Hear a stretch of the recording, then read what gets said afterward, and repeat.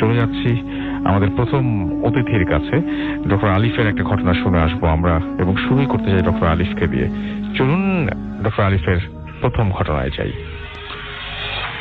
আসসালামু আলাইকুম লিসনার্স। আসসালামু আলাইকুম রাসেল ভাই। ওয়ালাইকুম আসসালাম ভাইয়া। যে ঘটনাটি অনেকদিন পরে আসলাম, যে ঘটনাটা আজকে শেয়ার করব, তিনি আমার খুব ক্লোজ ছোট ভাইয়ের একটি বড় ভাই আর কি। জি।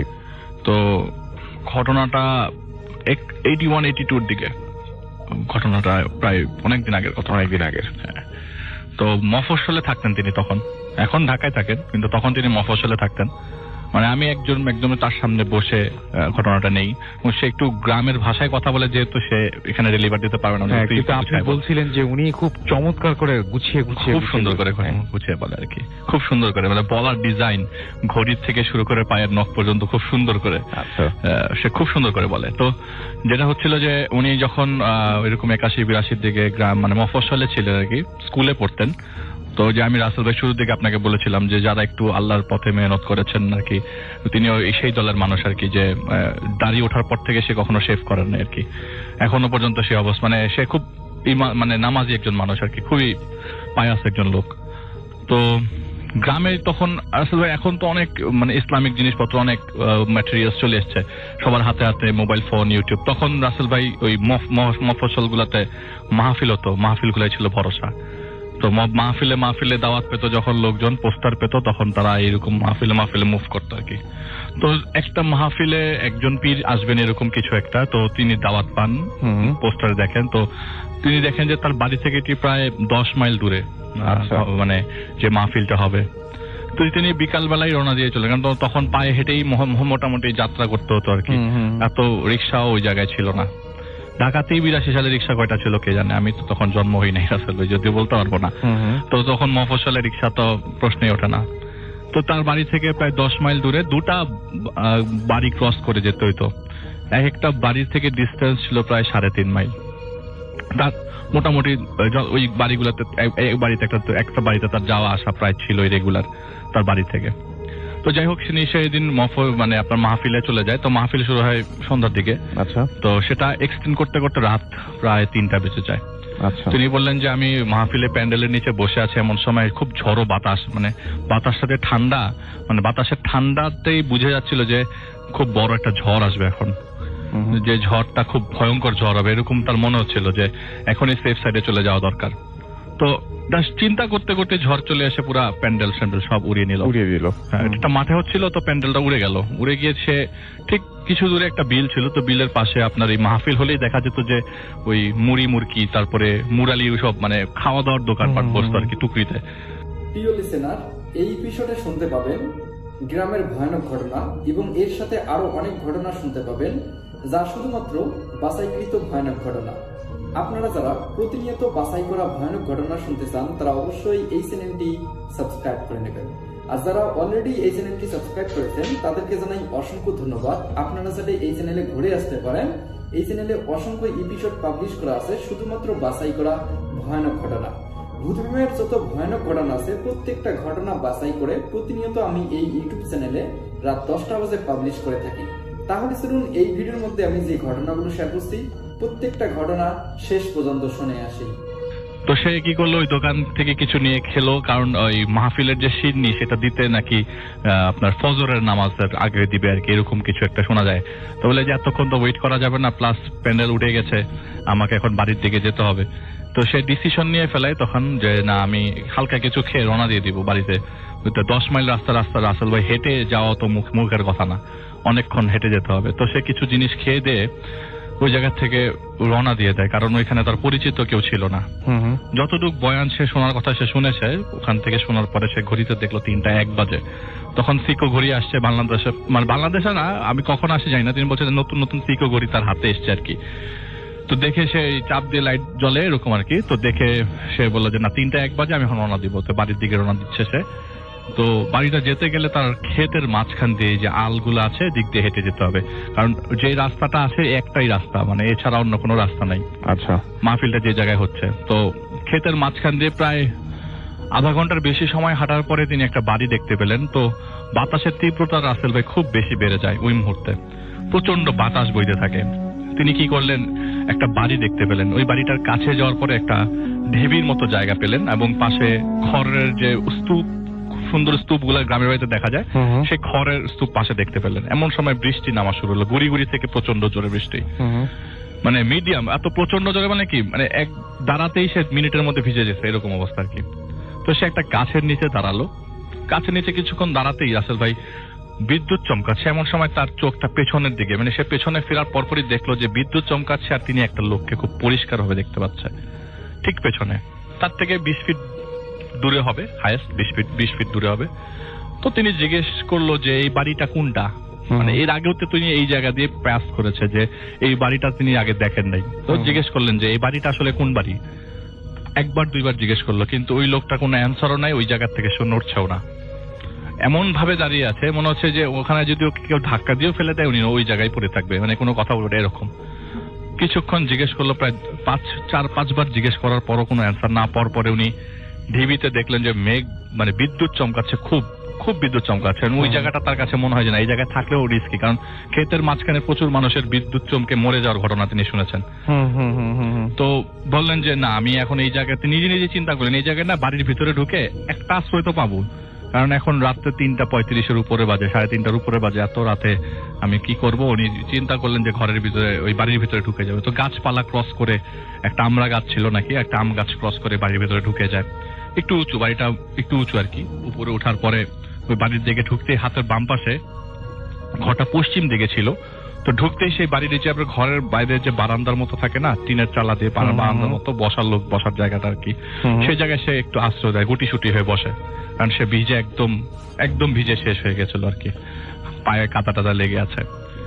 তো কিছুক্ষণ থাকার পর তিনি খুব ভয়ে ভয়ে ছিল। রাসেল ভাই আপনাকে বলি, আসলে এই লোকটা খুব সাহসী ছিল, মানে ওই এলাকার মধ্যে তিনি অনেক সাহসী ছিল। যে কোনো কাজ, যে কোনো কিছু কেউ জিজ্ঞেস করার আগে বা কেউ হুকুম দেওয়ার সাথে সাথে সে করে দিত কাজটা।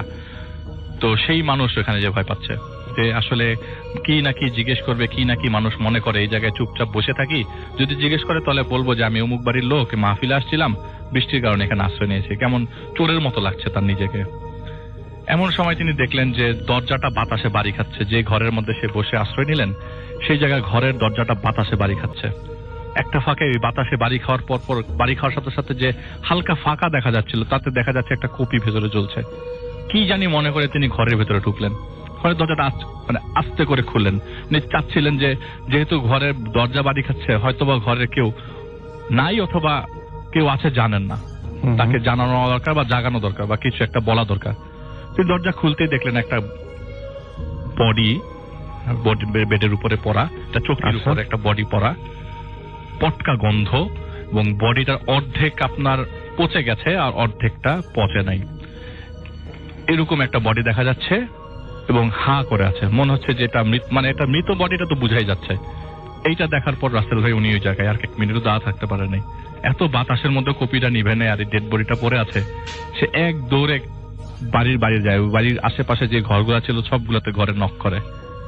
একটা ঘরে তালা পায়, বাকি সবগুলা ঘরের দরজা খোলা থাকে, কিন্তু একটা বান্দাও ঘরের ভেতরে পায় না। যে তাহলে পুরা বাড়িটা খালি আর এখানে একটা ডেড বডি পড়ে আছে।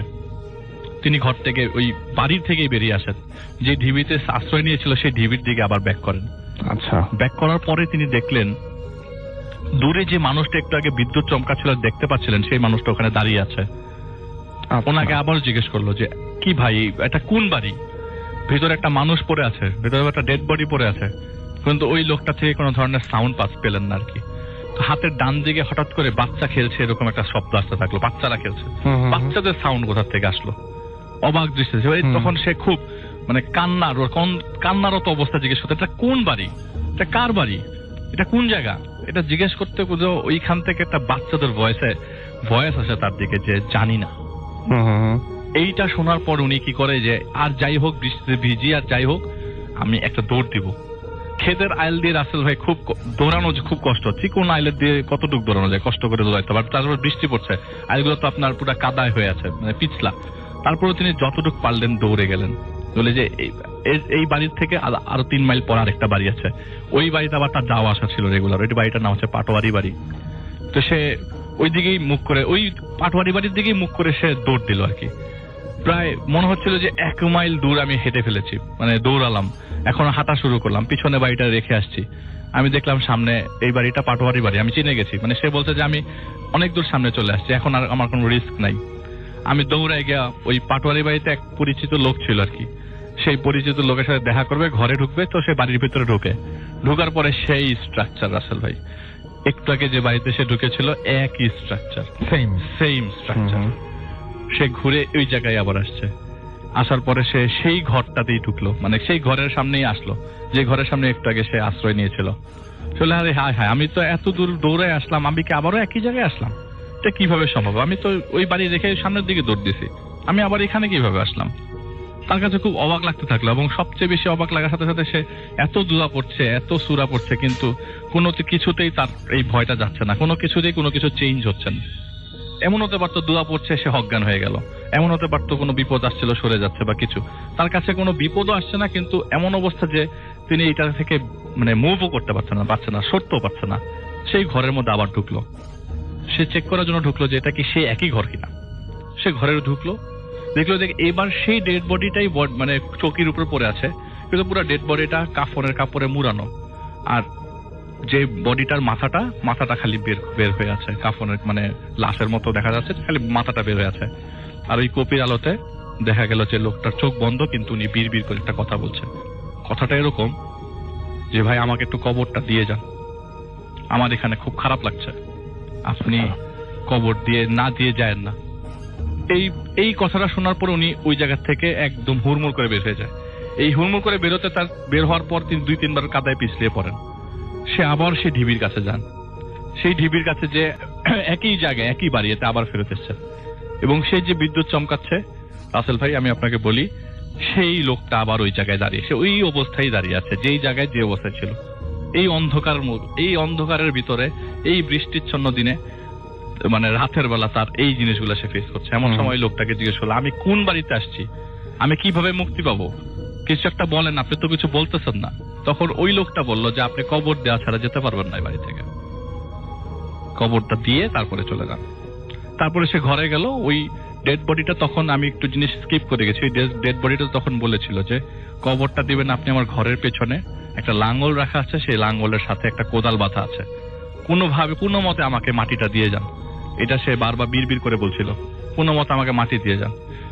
তো উনি বললো যে এই বৃষ্টির মধ্যে আমি কবর কিভাবে খুঁড়বো। তো যখন তিনি ঘরের পেছনে কবর খুঁড়তে গেল, বলে যে আমি কোনো মতে সাহস নিয়ে কবর খুঁড়ছি, এবং কবরটা অটোমেটিক খুব সুন্দর করে মাটি উঠে আসতেছে, এবং যে মাটিগুলা পড়তেছে এখানে পানি পর্যন্ত জমতেছে না, এত সুন্দর করে হচ্ছে। গাছের নিচে কবর। আমি মোটামুটি কোনো মতে কবরটা খুঁড়ে ওনাকে হাতে নিই, ডেড বডিটা হাতে নিই। এত হালকা ডেড বডি আমি কখনো, মানে আমি কিভাবে ধরতেছি আমি নিজেও জানি না। একটু আগে দেখলাম এই ডেড বডির উপরে কোনো কাপড় নাই, এখন দেখলাম এটা কাফনের কাপড় চলে আসছে। আমি গিয়ে কোনো মতে ডেড বডিটাকে কবরের ভিতরে কবরস্থ করি, কোনো মতে মাটি চাপাতে আমি বের হয়ে এসে ক্ষেতের মাঝখানে পড়ে যাওয়ার পর আমার আর কিছু মনে নাই, এতটুকু আমার মনে আছে। সকালবেলা যখন ঘুম ভাঙে, কয়টা বাজে সেটা আমি খেয়াল করি নাই। ওই তো ওই ক্ষেতের মাঝখানে গত রাতের বৃষ্টির কারণে ক্ষেতের মধ্যে প্রচুর পানি জমেছিল রাসেল ভাই। তো পানিগুলো আপনার যাদের ক্ষেত তারা মনে হয় পানিটা বের করছে আর কি, আইলের পাশ দিয়ে মাঝখান দিয়ে ক্যানেল করা, তো ওই পানিগুলা বের করছে। পানি বের করার জন্য আস্তে করে মাটি কেটে দিচ্ছে যাতে পানিটা বের হয়ে যায়। তো ওই একটা লোক বলছে, কি ব্যাপার ভাই, রাত্রেবেলা কি মট্টত খাইছিলেন কিনা যে আপনি এরকম ভাবে পড়েছিলেন? তো সে কোনো মতে উঠে মাথা ঘুরাতে থাকে, তার শরীর প্রচন্ড জ্বর এসে যায়। সে জিজ্ঞেস করতে থাকে এখানে যে বাড়িটা ছিল, বাড়িটা কই? উনি ওই বাড়ির থেকে কাছেই একটা ক্ষেতের মাঝখানে অজ্ঞান হয়ে পড়ে। বলে যে কোন বাড়ি, এখানে তো কোনো বাড়িই নেই। মানে বলে যে তাহলে পাটোয়ারি বাড়িটা কত দূরে? বলে পাটোয়ারি বাড়ি থেকে প্রায় 2.5 মাইল দূরে। তিনি যেখানে আছে সেখান থেকে 2.5 মাইল দূরে যে বাড়িটার কথা তিনি বলছিলেন, যে বাড়িটার উদ্দেশ্যে তিনি রাতে রওনা দিয়েছিলেন। সে যে আবার ব্যাক করবে, যে আমি কবরটা দিল, ওখানে খালি ক্ষেত আর ক্ষেত, অনেক ক্ষেত, ধানের ক্ষেত। উনি বললো যে তাহলে আমি রাত্রেবেলা কোন বাড়িতে ঢুকলাম? এরপর থেকে তিনি কখনো রাসেল ভাই রাত্রেবেলা মাহফিলে মুভ করতেন না। কিন্তু উনি যেটা বললো যে আমার কাছে যেটা মনে হচ্ছে যে ওই যে ডেড বডিটা পড়েছিল, আমার কাছে মনে হচ্ছে যে লোকটাকে আমি বারবার বিদ্যুৎ চমকানো অবস্থায় দেখেছি, এটা সেই লোকটারই হয়তো বা ডেড বডি। হয়তো উনি চেয়েছেন যে আমার এখানে কবর হওয়া দরকার, কিন্তু কবর হয়েছে যে কবরটা কোথায়? আমি তো সারাটা বাড়ি, মানে ওই জায়গায় দেখলাম যেখানে নিশ্চিন্ন কোনো বাড়ি ঘর কিচ্ছু নেই। ওই পাটোয়ারি বাড়ি ঠিকই আমি বাড়িতে যাওয়ার পর পেয়েছি, আমাকে একটা লোক এগিয়ে দিয়েছে, পাটোয়ারি বাড়ি আমি ঠিকই পেয়েছি রাসেল ভাই। কিন্তু যে বাড়িতে তার এত রাতের বেলা ওই দিন রাতে এত বড় ইনসিডেন্ট ঘটলো সেই বাড়িটা আর সেখানে নাই। এটাই ছিল রাসেল ভাই ঘটনা। চমৎকার, থ্যাংক ইউ ভেরি মাচ। আমরা চলে যাচ্ছি আমাদের পরের অতিথির কাছে। আপনার নামটা প্লিজ একটু বলবেন এবং তারপরে আপনার ঘটনা শুনবো আমরা। আসসালামু আলাইকুম লিসেনার্স, আমি সাদ্দাম খন্দকার, আমি এসেছি উত্তরা থেকে। জি, আমি লিসেনারদের কাছে একটু সরি বলে নিচ্ছি, বিকজ আমি খুবই সিক, হয়তোবা অনেক কাশি হয়েছে, হয়তোবা অনেক। ঠিক আছে, আমরা ঘটনায় চলে যাই। ঠিক আছে, ওকে। তো এটা হচ্ছে আমার গ্রামের বাড়িতে, সেটা হচ্ছে রাজবাড়ি বালিয়াকান্দিতে। এটা আমার টিচারের একটা স্টোরি। এটা আমাকে বলেছেন আমার এক ফ্রেন্ড, যার নাম হচ্ছে। তো আমি স্টোরিতে চলে যাচ্ছি। আমার টিচারটা ছিলেন হচ্ছে মানে প্রায় এটা 22 কিংবা 23 বছর আগের স্টোরিটা। তো আমার ওই টিচারটা, উনি তখন মানে খুব বাহিরে চলাফেরার অভ্যাসটা ওনার ছিল। তো উনি রাতে চলাফেরাটা একটু বেশি করতেন। তো প্রতিদিনের মতো উনি সেদিনও যান বালিয়াকান্দি নামক ওই আমাদের ওই বাজারটাতে। তো ওখানে যাবার পর উনি হচ্ছে প্রায় রাত তখন 2টো হবে এরকম একটা টাইমে উনি ব্যাক করেন ওনার ফ্রেন্ডদের সঙ্গে আড্ডা দিয়ে। উনি যখন ব্যাক করেন ওই টাইমটাতে আসলে ওনার গ্রামের ওনার যখন বাড়িতে ফিরতে ঠিক আসতে রাস্তায় একটা শ্মশান পড়ে। ওই শ্মশানে এখনো ওখানে মানুষ পোড়ানো হয়। তো এবং ওখানে প্রতি বছর মেলা হয়। উনি যখন ওই রাস্তা দিয়ে আসছিলেন, হঠাৎ করে শ্মশানের পাশে উনি দেখতে পান যে মেলা হচ্ছে, মানে মেলা আকৃতি, অনেক লোকজন ওখানে আনন্দ ফুর্তি করছে। তো উনি আসলে নিজের কিউরিসিটা করতে না পেরে উনি ওখানে ঢুকে যান যে দেখি ওখানে কি হয়। তো উনি ভিতরে যান এবং ভিতরে গিয়ে উনি দেখতে পান যে অনেক মানুষ আনন্দ ফুর্তি করছে, অনেক দোকান বসছে। তো উনি আসলে এর মধ্যে ভিতরে গিয়ে ওনার 2-3 জন পরিচিত লোকের সঙ্গে ওনার দেখা হয়ে যায়। তো উনি ওখানে অনেকক্ষণ আড্ডা টাড্ডা দেবার পর হঠাৎ করে উনি দেখে যে চারিপাশের যত লাইটগুলো ছিল সব বন্ধ হয়ে যায় অটোমেটিক। তো এর মাঝে 2 জন লোক ওনাকে এসে বলে যে তুমি কি এখন যেতে পারবা?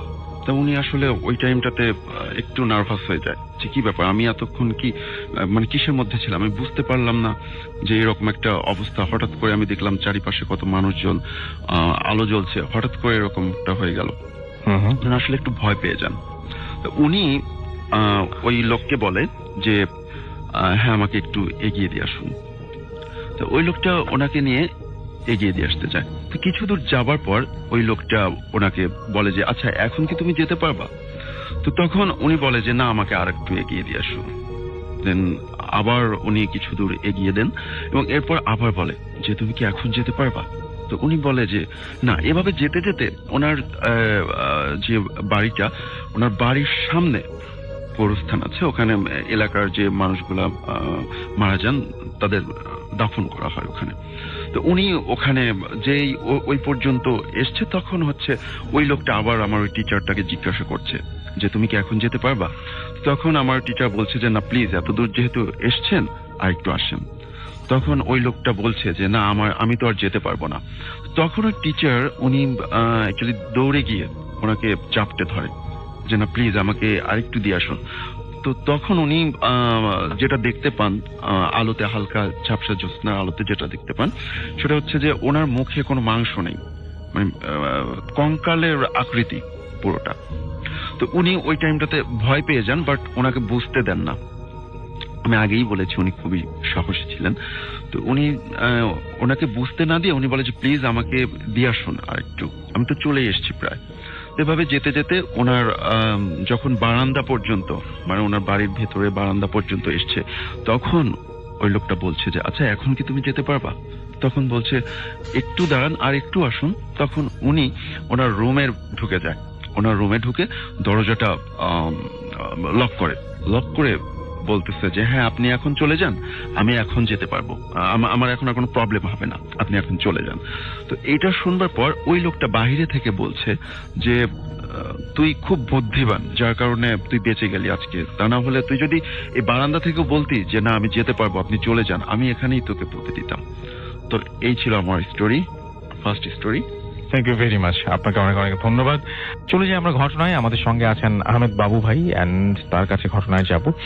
এই ঘটনাটা হচ্ছে একজনের, তার নামটা আমি বলতে পারবো না, neither the location neither the time, কারণ এটা তার পার্সোনাল একটাই, আমি তার কাছে বলে নিয়েছি যে আমি নো প্রবলেম, শেয়ার করলে সবকিছু গোপন রেখে করবো। ওকে, নো প্রবলেম। যাই হোক, কোন একটা সময় সে আমাকে রিকোয়েস্ট করে যে তাদের বাসায় একটা ফ্ল্যাট আছে এবং সেই ফ্ল্যাটটাতে কেউ ভাড়াটিয়া থাকতে পারে না। আচ্ছা। এবং তারা যে কয়বারই ভাড়া দিয়েছে এবং তারা নিজেরা কিছু বলেনি ভাড়াটিয়াদেরকে যে এখানে কিরকম কিছু ঘটে বা সামথিং লাইক দ্যাট। ভাড়াটিয়ারা নিজের অন্য আশেপাশের যে উপর নিচের ফ্ল্যাটের থেকেও কোনো ইনফরমেশন পায়নি, বাট তারা উঠেছে, দেখা গেছে 2 মাস থেকে তাড়াতাড়ি চলে গেছে। And it's not because of the environment খারাপ না, বাসা এনভায়রনমেন্ট মানে আশেপাশের যে এলাকার এনভায়রনমেন্ট ভালো, একটু আপনার একটু কোয়াইট এরিয়া, হ্যাঁ, মানে মানুষজন কম আশেপাশে, মানে আপনি বুঝতে পারছেন ঢাকা শহরের কিছু অঞ্চলে এখনো কোয়াইট আছে, এরকম একটা জায়গা আছে। সো এলাকাটা কোয়াইট এবং সবকিছুই মোটামুটি বেরোলে কনভিনিয়েন্ট শহর, বাট এরকম। আমি ওর কাছে শুনে বলেছি যে হ্যাঁ এরকম তো আমি শুনেছি অনেক জায়গায় এরকম থাকতেই পারে, মানে খালি বাসা, ভৌতিক ব্যাপার। তো অনেকবার রিকোয়েস্ট করার পর একদিন আমার সময় হলো আর কি, এরকম রাত 8টা 9টার সময় আমি একটু সময় পেলাম যাওয়ার জন্য। সো ওই সময়টা এরকম বৃষ্টিরই ছিল আর কি। সো এনিওয়েজ, তা আমি যখন ওর ওখানে যাই, ওর সাথে কন্ট্যাক্ট করি যে আমি তোমার বাসায় আসবো, আমার সময় বেশি নেই, আধা ঘন্টা 1 ঘন্টা আমি থাকতে পারবো আর কি। তো সে রাজি হলো, তা আমি ওখানে গেলাম বাইক নিয়ে। সো যাওয়ার পথে কিন্তু রাসেল ভাই লাইক নর্মাল রাস্তা বা সামথিং এরকম কিছু হয়নি, বাট একটা আশ্চর্য ব্যাপার, ঝড়ো হাওয়াটা শুরু হলো তার বাসা ঠিক পৌঁছানোর আগেই।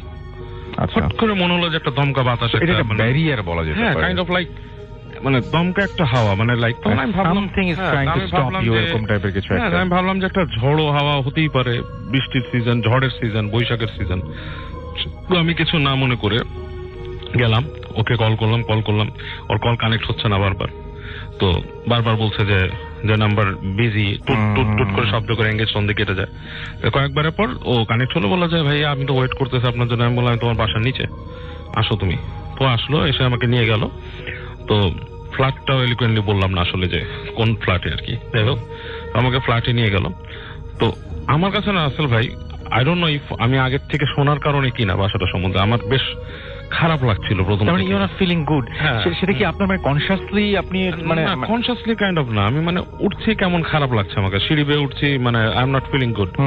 বাড়িতে কোনো লিফট নাই, সিঁড়িওয়ালা বাসা, কেমন খারাপ ফিল করা। তা আমি আসলাম একটা ফ্ল্যাট, খুব যখন ফ্ল্যাটটার সামনে দাঁড়ালাম খুব খারাপ ফিল করা শুরু করলাম, মানে কোনো ভালো ফিল না, মানে কেমন যেন একটা অস্বস্তিকর ফিলিং, লাইক না আসলে ভালো হতো, কেন আসছি, ভাল লাগতেছে না, বা টাইম ওয়েস্ট।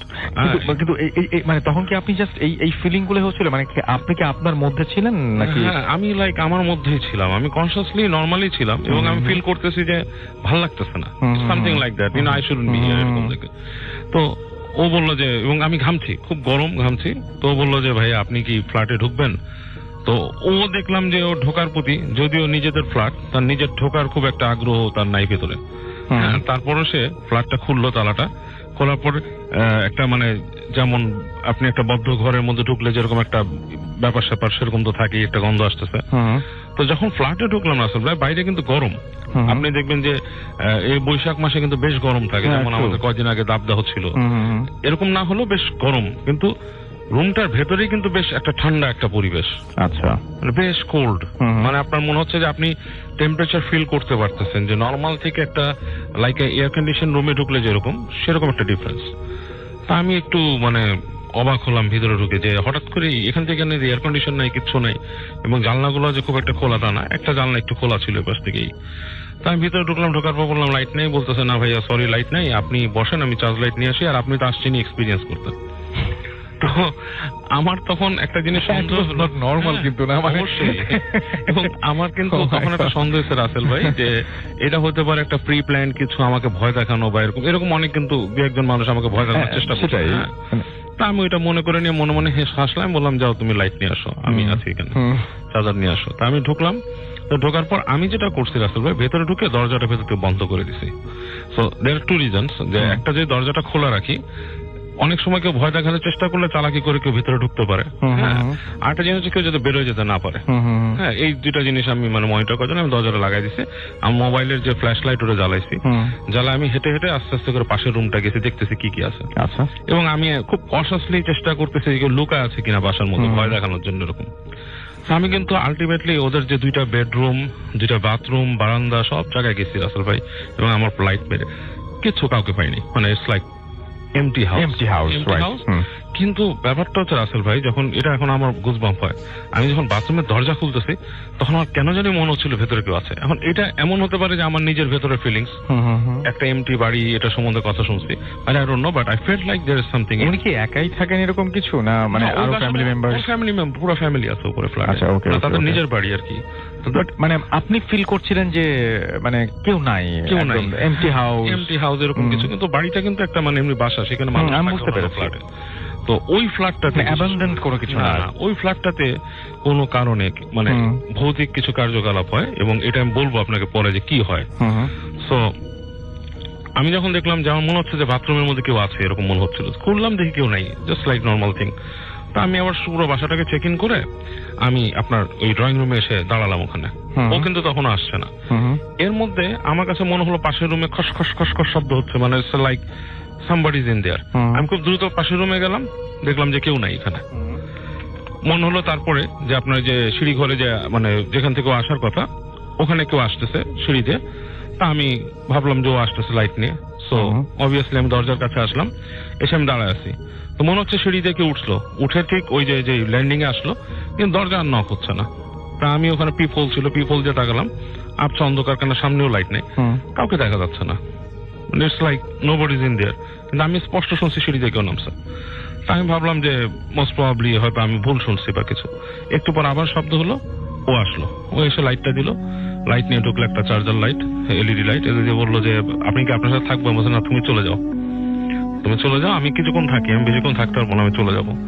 কিছু দেখছেন? আমি বলছি না, কিছু দেখিনি। আমি লাইটটা দিয়ে চলে গেল, এবং ও যখন লাইটটা দিয়ে চলে গেছে, উপর উঠে গেছে আসল ভাই, তখনই আমি শব্দ পাচ্ছি পিছনের রুমে দাঁতে বাড়ি খায় না মানুষের, মানে জোরে জোরে এরকম সামথিং লাইক দ্যাট। এবং মানে জিনিসটা বেশ ভয়াবহ টাইপের, অবশ্যই ভয়াবহ। মানে আপনার শুনলে হঠাৎ করে একা মানে খুব অস্বস্তি লাগবে। এবং আমি কিছুক্ষণ ফ্রিজ হয়েছিলাম দরজার সামনে। তারপর আমি তাড়াতাড়ি হেঁটে ওই যেখান থেকে আসছে শব্দটা ওখানে গেছে। আচ্ছা, ওখানে গিয়ে দেখি রুমের মধ্যে কিচ্ছু নাই, কিন্তু ওইখান থেকে ওই রুম থেকে কিন্তু দাঁতে বাড়ি খাওয়ার স্পষ্ট হচ্ছিল, শব্দ হচ্ছিল। এন্ড রাইট অ্যাওয়ে তখন হলো কি, ধুম করে ওই যে মেন যে দরজাটা, ওখানে কেউ কিল মারলো, আচ্ছা, একটা ধাক্কা দিল জোরে। আমি সাথে সাথে আসছি বাইরে, এসে গেটের সামনে আসলাম, মানে ওই যে পিপল দিয়ে তাকাচ্ছি, কেউ নাই। আমি দরজাটা খুলে ফেলছি। আবার খুলে ফেলার পরে দেখলাম যে বাইরে মানে ঝড় শুরু হয়েছে, বাতাস শুরু হয়েছে, লাইক ঝড় হচ্ছে বাইরে। কিন্তু রাসেল ভাই ওখানে কিন্তু এমন একটা স্টেয়ার কেস, ওইখানে কোনো কিছু উড়ে এসে বাড়ি খাবে এরকম কিচ্ছু নাই, কিছু নাই। আচ্ছা, nothing is there that could make the sound, এরকম করে হয়েছে। তারপর আমি দাঁড়ায় থাকলাম গেটের কাছে কিছুক্ষণ, কাজ আমি অলরেডি একটু অস্বস্তি ফিল করা শুরু করছি, কাজ আমি একলা এবং ঝড় হচ্ছে বাইরে, এবং I was not feeling good either. তো একটু পরে দেখি ও নেমে আসছে, আবার এসে বলতেছে যে কি ভাইয়া কিছু হয়েছে, ঝড় বৃষ্টি হচ্ছে, আপনি যাবেন কিভাবে, এখানে একা একা থাকবেন, বা মানে ও জিনিসটাই করছে। আমি বললাম যে আমি একটু আগে একটা জিনিস হয়েছে, তোমার এখানে কে জানি নক করছে ধুম করে। তো বলতেছে ভাইয়া this is one of the problem. আচ্ছা, যে এই বাসাটায় প্রায় এরকম নক হয়, নট নেসেসারিলি এখন ঝড় হয়েছে এরকম না, এরকম নক হয়। এবং ওদের বাসার যে ওই যে কাজের মেয়ে থাকতো, এই কাজের মেয়ে প্রায় ধরে যেত, তার মৃগি রেগির মতো, তার ছিল না, তার কোনো সিজার ছিল না, বাট তার দাঁতে দাঁত লেগে পড়ে যেত ওখানে। আচ্ছা, এবং প্রায় মানুষ শুনতো ওখানে কেউ দাঁতে বাড়ি খাচ্ছে, এরকম শব্দ হয়। তারপরে শব্দ পেত যে কোনো বাচ্চা যদি মানে দৌড় দিয়ে যায়, হামাগুড়ি যায়, এরকম শব্দ হয় বাস ফ্ল্যাটটার ভেতরে। আচ্ছা, আমি বললাম যে ইজ দেয়ার এনি রিজন যে তোমাদের এখানে কোনো কিছু অতীতের ঘটনা ঘটছে কিনা? ফ্ল্যাটটা দেখে তো মনে হচ্ছে না খুব বেশি পুরানো। তো বলতেছে না যে ফ্ল্যাটটা খুব বেশি দিনের পুরানো, বাট এই ফ্ল্যাটে এই সমস্যাগুলো শুরু হয়েছে আমাদের এখানে একজন জ্যোতিষ থাকতো। আচ্ছা, এই জ্যোতিষ এখানে আসার পর থেকেই উনি যখন চলে গেল, ওনার সাথে ভাড়া নিয়ে একটু গন্ডগোল হয়েছিল বলে, উনি চলে যাওয়ার পর থেকে এই ধরনের শব্দগুলা এখানে আপনার আমাদের এখানে হয়, এই ধরনের প্রবলেম গুলো হয়। তো উনি মোস্ট প্রবাবলি এরকম কিছু চিকিৎসা করতেন আর কি, এই যে মানুষ পজেস্ট মানুষ টানুষের এগুলা। আমি বললাম যে দেখো আমি তো যা বুঝলাম তোমাদের এখানে হয়তো কিছু থাকতে পারে, so what you do is like তোমরা কোনো একজন ভালো মানে ধর্মীয় ইমাম টিমাম এনে বাসাটাকে বন্ধ করে দাও। বলছে যে এরকম আসলে সবাই তো ধরে না ভাড়া দেয়, এবং আমার বাসার মানুষরা এত বেশি কশাস নেই ব্যাপারে, বাট এই প্রবলেম গুলো হয় ভাড়াটিয়ারা যে থাকে না, এটাই কিন্তু কারণ। এবং তারা কিন্তু বলে না ভাড়াটিয়ারা এসে যেখানে ভৌতিক প্রবলেম হচ্ছে, ঠিক আছে। আর ওর যেহেতু এটা একটা সোর্স অফ ইনকাম, এই কারণে আমি এইসব ব্যাপারগুলো আরো একটু এড়াই গেলাম আর কি, সব ব্যাপারগুলো। আসল ভাই, ওকে, থ্যাংক ইউ ভেরি মাচ। শুরু থেকে নাম শুনি, তারপরে কোথা থেকে এসছো তুমি সেটা জানি, তারপরে আমরা ঘটনায় যাই। হাই লিসেনার্স, আমি নাফিল কারিম, এসেছি লালমাটিয়া থেকে। আচ্ছা, আমরা চলে যাই ঘটনায়। ঘটনাটা হচ্ছে 1986 বা 87 এর দিকে। এই ঘটনাটা আসলে আমি জানতাম না, আমার ছোট মাথায় এত কিছু কাজ করেনি। কিন্তু একদিন উঠানে যখন আমরা গ্রামে, এটা আমার গ্রামে বেড়ানোর সময় আমরা গল্প করছিলাম, তখন আমাদের মধ্যে এক খালা বলে উঠে যে এই মনে আছে উঠানে কি হয়েছিল। আমি একটু অবাক হয়ে গেলাম, কিন্তু সাথে সাথে আমি যেটা খেয়াল করলাম যে আমার খালা এবং অন্য সবাইরা জাস্ট এই জিনিসটাকে ধামাচাপা দিতে চাইলো। আমি কিছু বোঝার আগেই তারা অন্য টপিকে চলে গেল। আমি তারপরে ওই দিন রাত্রে আমার মেজো খালাকে জিজ্ঞেস করলাম যে কি হলো, যে সবাই মানে এরকম ধামাচাপা দিল কেন ব্যাপারটা, মানে এই উঠানে কি হয়েছিল আসলে। তারপরে আমার খালা বললো, কিন্তু আমার খালাকে আমি এটাও প্রমিস করেছিলাম, সরি রাসেল ভাইয়াসকে এটা ব্রেক করতে হচ্ছে, যে আমার মানে এই ঘটনাটা আমি কাউকে শেয়ার করবো না এবং এটা স্প্রেড করবো না। কিন্তু আমি মানে ঘটনাটা আমার ভালো লেগেছে বলে আমি আপনাদের সাথে শেয়ার করছি। আমার খালা বলেছিল যে ঘটনাটা ঠিক, উনি ব্ল্যাক ম্যাজিকে একটা ঘটনাও বলবেন, প্লাস পজিশনে একটা ঘটনা বলবেন। এটা হচ্ছে হলো 1986 বা 7 এর দিকে। আমার মেজো খালার মেয়ে সম্পর্কে আমার বড় আপু, সে আমার কাজিন। একদিন সে স্কুলে, তখন সে নতুন ভর্তি হয়, স্কুলে বেশ যাচ্ছিল, দিনও বেশ ঠিক ছিল। একদিন এক গরমের দিন, ঠিক গরমের রাত্রে, রাত 8:30-9টার দিকে আনুমানিক, আমার খালা উঠানে যায় কিছু থালা বাসন ধোয়ার জন্য, এবং তখনই সে দেখে যে আমার খালার ওদের কাছের আত্মীয় বাড়ির চারপাশ দিয়ে ঘোরাফেরা করছে। তাদের সাথে আমার খালার রিলেশনশিপটা ভালো ছিল না, কারণ যে ওখান দিয়ে ঘোরাঘুরি করছিল সে একটু খিটখিটে স্বভাবের ছিল, মানে এটা কেউ পছন্দ করতো না, তাকে প্রায় গ্রাম থেকে সবাই তার থেকে বিরতই থাকতো। এবং আমার খালা জিজ্ঞেস করে যে ভাবি কি হয়েছে, তখন তিনি উত্তর দেয় যে মানে কনফিউজড এবং প্রচন্ড টেন্স। এখান থেকে বলে না কিছু হয়নি বলে তিনি প্রায় রাশ করে চলে আসেন বাইরে। বেশ আমার খালা আর ওইটা নিয়ে কিছু ভাবে না। ওই দিন তারপর দিন দুপুরবেলা, মধ্য দুপুরে পরে 12টার দিকে পরে, আমার খালাতো বোন রিক্সায় করে আসছিল। তখন তার প্রচন্ড মাথা ব্যথা, পেটে ব্যথা এবং সবকিছু সে ঝাপসা দেখছিল। সে বাসায় আসলো, তাকে ফ্রেশ হয়ে সে ঘুমালো, এবং ঘুমানোর পরে যে সন্ধ্যার পরে তার ঘুমটা ভাঙার পরেই সে সাথে সাথে ওখান থেকে মানে সাথে সাথে সে ঘর থেকে বেরিয়ে, মানে একটা চিৎকার দিয়ে ঘর থেকে বেরিয়ে একটা চিৎকার দিয়ে সে ওখান থেকে জাস্ট ঘর থেকে চলে আসলো। এবং চলে আসার সাথে সাথেই সে জাস্ট গ্রামটা একদম আমাদের একটা সোজা মেঠো পথ, সেটা থেকে বেরিয়ে জাস্ট একদম আমাদের খালা বাড়ি থেকে শুরু করে সে একদম গ্রামের শেষ মাথা পর্যন্ত যেতে থাকে। এটা ঠিক গ্রাম বলবো না, এটা একটা এলাকা, যেতে থাকে। এবং মানে লোকজন প্রচন্ড বিরক্ত হয়ে যায়। প্রায় 2 ঘন্টা টানা সে চিৎকার করতে করতে দৌড়াতে এখান থেকে ওখানে ছুটতে থাকে। কেউ কিছু বুঝতে পারছিল না যে কি হলো। আমার খালাও খোঁজার চেষ্টা করেছে, সবাই খুঁজছে, কিন্তু খালি চিৎকারের আওয়াজটাই পাচ্ছে। আমার আপুকে আর খুঁজে পাওয়া যাচ্ছে না।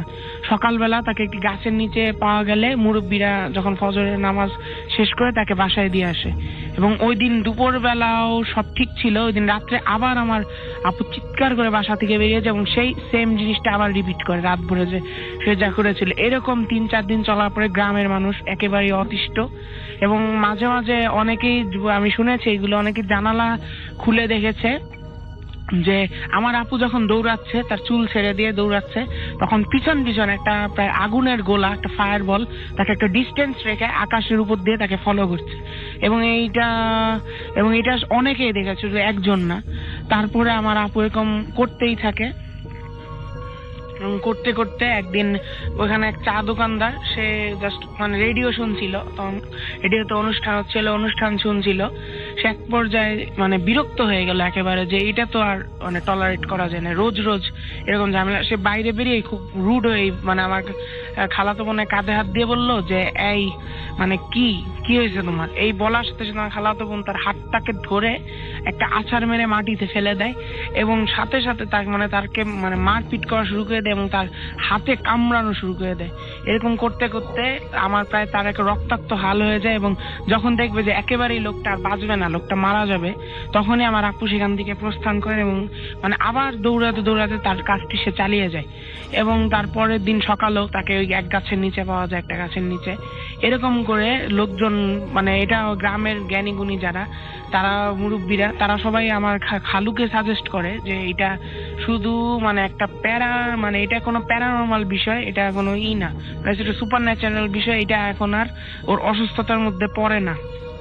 তারপরে আমার আপু এরকম করতে থাকে, কিন্তু একদিন প্রায় প্রথম বুদ্ধিটা দেয় গ্রামের এক মুরব্বী যে তোমরা কয়েকজন 4-5 জন ছেলে মিলে ওকে ধরে ওকে ওর বাড়ি এনে বেঁধে রাখবে এবং এবং যখন এই 4-5 জন যুবক ছেলে এই কাজটা করতে যায়, তখনই আমার খালাতো বোন তাদের মানে অবাক হয়ে গেছে সবাই যে তাদের প্রায় মেরে সবাই কিন্তু একসাথে ঝাঁপিয়ে পড়েছিল, তাদের মেরে প্রায় আবারও সে রক্তাক্ত হাল করে। এবং এই একটা 5 থেকে 6 বছরের মেয়ের আতঙ্কে সারা গ্রাম সারা এলাকা প্রায় ভয় মানে আতঙ্ক থাকতো এবং সব জায়গায় খালি একটা কথা যে ওর কাছ থেকে দূরে থাকতে হবে। তার সহপাঠীদের দেখলেও সে এরকম তাদের সাথে ও খারাপ ব্যবহার করতো এবং আরো এমনকি সবচেয়ে বড় বিষয় হলো এমনকি এক সহপাঠীকে মেরে প্রায় তারও একবার একই অবস্থা করেছিল। এবং এটার পরে কয়েকদিন পরে গ্রামের লোকরা মিলে একটা মিটিং বসালো যে এটার তো কিছু একটা করতে হবে, আর কতদিন ভয়ে থাকবো।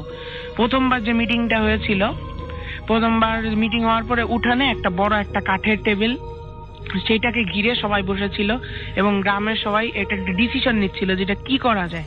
হঠাৎ করে জাস্ট একটা আগুনের গোলা হঠাৎ করে কোত্থেকে সে স্পিডে এসে টেবিলটার সাথে ক্ল্যাশ করে এবং সাথে সাথে একটা এক্সপ্লোশন হয়। হওয়ার সাথে সাথে যে 2 জন ছিল একদম টেবিলের ও 2 প্রান্তে, তারা একটা ছিটকে পড়ে যায় এবং ছিটকে তাদের শরীরে অনেক বার্ন হয় এবং তারপরে যে যার মতন ওই দিন দৌড়ে বাসায় পালিয়ে যায়। আমার খালু ওই দিন খুব ভয় পায়, তবুও সে কিছু বলে না। তারপরের দিন যে মিটিংটা হলো রাত্রের বেলা, ওই দিন রাত 8:30টার দিকে, পরের দিনে মিটিং এ সবাই বসে মিটিং করছে। এখন মিটিং এ একটা প্ল্যান বানাবে, সে প্ল্যানটা আমি একটু পরে বলছি। মিটিংটা যেই শেষ হয়ে যাওয়ার সাথে সাথে আমার আপুকে ওই দিন আসলে বেঁধে রাখা হয়েছিল ঘরের দরজাটা ছিল 2টা পার্ট, একটা কাঠের দরজা, এবং আমার আপু একটা লাথি মেরে দরজাটা ভেঙে জাস্ট খালি এটুকুই বলে যে তোরা আমার কিছু করতে পারবি না, করলে তোদেরই ক্ষতি হবে। এই বলে আমার আপু আবার গ্রামের বাইরে বেরিয়ে যায়। এবং এরকম চলতে চলতে অনেকেই যারা এখান দিয়ে যারা রিক্সা গেছে বা এরকম কোনো যানবাহন গেছে, তারা দেখতে পাচ্ছে যে আমার খালার বাসার টিনের চাল দিয়ে মানে একটা আগুনের গোলা চারদিক দিয়ে ছুটে বেড়াচ্ছে এবং এইটা দেখে অনেকেই ভয় পেয়েছে। এমনকি এখন যে প্ল্যানটার কথা বলছিলাম, সেই প্ল্যানটা হলো যে আমাদের এক রাখাল ছিল নাম মাসুদ, তাকে বলেছিল যে ওর যে এই অবস্থা, ওকে কেউ ধরে নিয়ে আসতে পারবে না। গ্রামের মানে এলাকার একদম শেষ প্রান্তে একজন মহিলা থাকতো। সে মহিলা উনি আসলে একটা গুহার মতন জায়গায় থাকতো, উনি ওখান থেকে বেরোতেন না। ওই জায়গাটায় মানে সে জাস্ট ব্ল্যাক ম্যাজিশিয়ান আমি বলবো না, সে ব্ল্যাক ম্যাজিককে ব্যানিশ করার চেষ্টা করতো। সে মাসুদ সেই রাখাল, সে মানে তার কাজটাই করে। সে প্রথমে আমার আপুকে ডিস্টার্ব করে 8টা-9টার দিকে। এবার আপুকে বলে যে তুমি তো ঠিক হবা না কোনোদিন, তুমি পাগল, বলার পরে আমার আপু তাকে তাড়া করতে করতে সে গুহার কাছে পৌঁছে যায়। মানে আপু না জেনে অন্ধকারে গুহার ভিতর ঢুকেই সে চুপ করে মানে ফ্রিজ হয়ে যায়। ফ্রিজে একটা জায়গা চোখ বন্ধ করে বসে পড়ে। ওইখানে তার থেকে কিছু ডিস্টেন্সে জোড়াসন করে একটা মহিলা বসে আছে এবং তিনি মুসকি মুসকি হাসছে আর বলছে যে ওকে তো ব্ল্যাক ম্যাজিক করা হয়েছে। এই বলে তিনি আমার খালা বলছে যে এরকম বড় মোম আর তিনি কোনোদিন দেখে নাই। উনি 2টা মোম একটা পাশে আরেকটা একদম লাগিয়ে রেখে সাথে সাথে মোমগুলি জ্বালিয়ে দেয় এবং তখনই মোমের আগুনের উপর থেকে একটা হাওয়ায় ভাসা অবয়ব চারদিকে ছড়িয়ে পড়ে এবং অবয়বটা মানে এত ক্রিস্টাল ক্লিয়ার ছিল, সবাই বুঝে যায়, এখানে যতজন ছিল জ্ঞানী গুণী লোকেরা সবাই বুঝে যায় এটা সেই আত্মীয় যে নাকি বাসা দিয়ে সেদিন ঘুরঘুর করছিল। এবং আমার আপু তারপরে অবয়বটা ঠাস করে নিভে যায়, এবং নিভে যাওয়ার পরে সবাই মোম দুটাও নিভে যায়। তখন মহিলা মুচকি এসে বলে যে এটা এখন কেটে গেছে, কিন্তু এখন এই মানে এখানে এই সমস্যা এখানেই শেষ না, এই আসলে উনি নিঃসন্তান বলে এই কাজটা করতে চেয়েছে, এবং এখন যদি ওনাকে না থামান তাহলে উনি আরো কোনো বড় একটা ঘটনা ঘটাবে, এবং এই ঘটনাটার কারণে গ্রামের অনেক বাচ্চার মৃত্যু বা বড় কোনো ক্ষতি হবে। তাই ভালো হবে আপনারা এই ব্ল্যাক ম্যাজিশিয়ান যে তাকে ধ্বংস করেন, এবং সে এতক্ষণে জেনে গেছে। কারণ আপনারা যেহেতু জানেন, মানে আপনারা যেহেতু জানেন না, আমি একটা কথা আপনাদের বলে দিই, আপনাদের বাড়ির পিছনে সে যে ঘুরঘুর করছিল, আসলে সে একটা ছোট একটা মূর্তি, পিতলের মূর্তি ওখানে পুঁতে দিয়ে গেছে, এবং এই মূর্তিটা ফেটে মাটি ফুঁড়ে বেরিয়ে এসেছে। রাসেল ভাই, একটা কথা আমি বলতে ভুলে গেছি যে এরকম একটা মূর্তির কথা এক তান্ত্রিক আসছিল আমার বোনকে দেখার জন্য। সে বাসায় ডান পাটা দেওয়ার আগেই সে বলছিল যে আমি যদি এখন বাসায় ঢুকি আমি ছাই হয়ে ভস্ম হয়ে যাব, আমার আর কোনো অস্তিত্ব থাকবে না। ঠিক কথাগুলি মিলাই ফেললো আমার খালা, এবং বলল মহিলা যে এতক্ষণে দেখবেন উনি পালানো সব প্রস্তুতি নিয়ে নিয়েছে, কারণ আমি আমার চোখ দিয়ে দেখতে পারতেছি যে ওই মূর্তিটা ভেঙে জাস্ট মাটি ফুঁড়ে বেরোয় আসছে। তারপরে সবাই লাঠি ছোটা মশাল নিয়ে সবাই যায়, এবং গিয়ে দেখে যে ওই বাসায় তালা, সবাই তালা ভাঙে, গিয়ে দেখে যে টিভি চলছে, রেডিও অন, মানে যেটা বোঝা গেল যে ওনারা একটু আগেই টের পাইছে, এবং তারা কোনো রকম করে ওখান থেকে পালাই গেছে। এবং তারপরে সবাই জাস্ট খোঁজাখুঁজি করে গ্রামের, কিন্তু খোঁজাখুঁজি করে আর তাকে আর পাওয়া যায় না। কিন্তু হ্যাঁ, 10 বছর পরে তিনি যখন ফিরে আসেন, তার 3টা মেয়ে হন। পরে এই মহিলা, তখনও তিনি বেঁচে ছিল, মহিলা বলেন হে মুচকে এসে যে আপনাদের এখানে তো পারে নাই, সে তার শ্বশুর বাড়িতে গিয়ে এই কাজটা আবার করছে, এই রিচুয়ালটা প্র্যাকটিস করছে, এবং 3টা মেয়েকে মানে মৃত্যুর কোলে ঢেলে দিয়ে সে 3টা বাচ্চার জন্ম দিতে পারছে। এই স্টোরি আছে। ওকে, থ্যাংক ইউ ভেরি মাচ। আমরা চলে যাই সরাসরি পরের ঘটনায়, এবং আপনার কাছে আমরা ঘটনায় যাব। আপনার ঘটনাটা আমরা শুনে ফেলি, আমরা শুনি আপনার যে দুষ্টু জিনে যে ঘটনাটা আমরা একটু ভিডিও করলাম সেটা আমরা একটু শুনি। জি যে ভিউয়ার্স, আমি রেজাউল করিম রতন, প্রফেশনে অধ্যাপনা করি। আপনি একটা সরকারি কলেজের অধ্যক্ষ, এবং প্রথমে যিনি ঘটনা বলেছেন তিনি বেসিক্যালি আপনার ছেলে। না, আমার ছেলে সমুদ্র।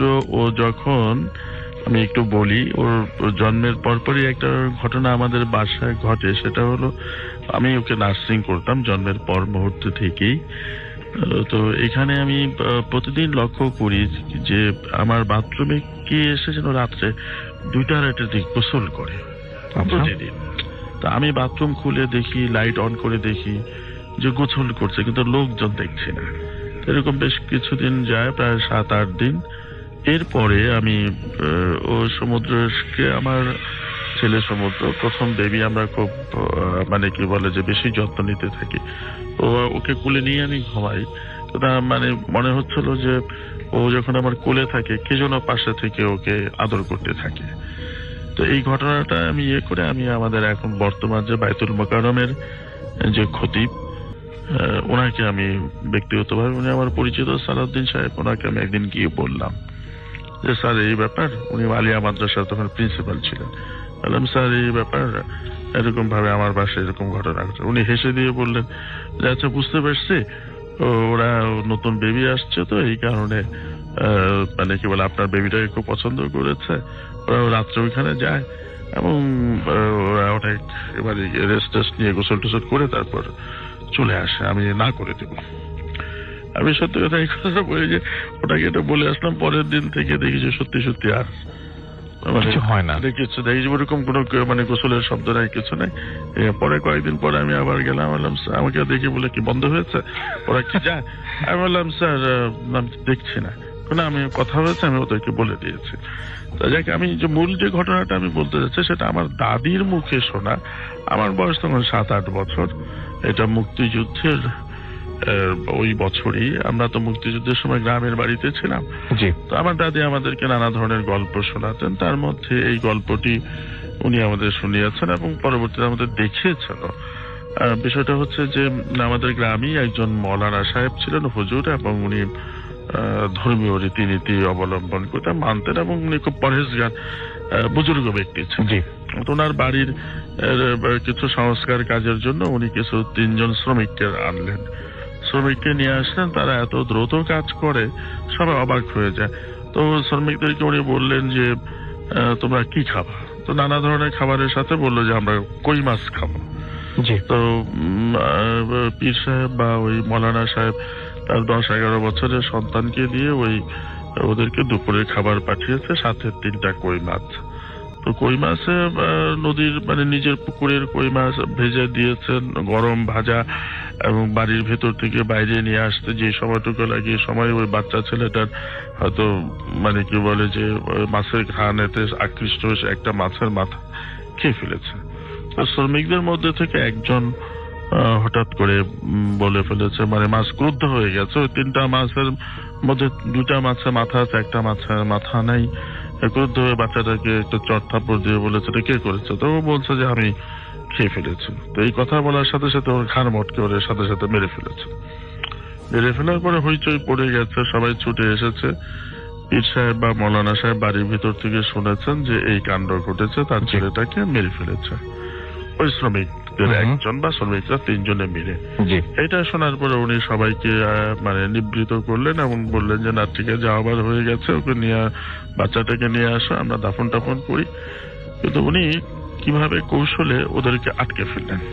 আচ্ছা, আটকে ফেললেন এইভাবে যে ওরা আর বাড়ির বাইরে বা ওই সীমানার বাইরে যেতে পারছে না ওই 3 জন শ্রমিক। কিন্তু উনি কিন্তু কাউকেই বলেন না যে 3 জন শ্রমিক ছিলেন জিন। এখানে একটু বলা আবশ্যক যে ওই মৌলানা সাহেব জিনদেরকে লালন পালন করতেন, এটা সবাই জানতেন যে উনি জিনের সাথে ওনার একটা ওঠা বসা আছে।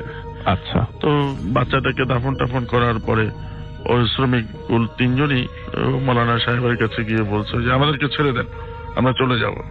বলছে হ্যাঁ তোদেরকে আমি ছেড়ে দেবো, রাখতো না।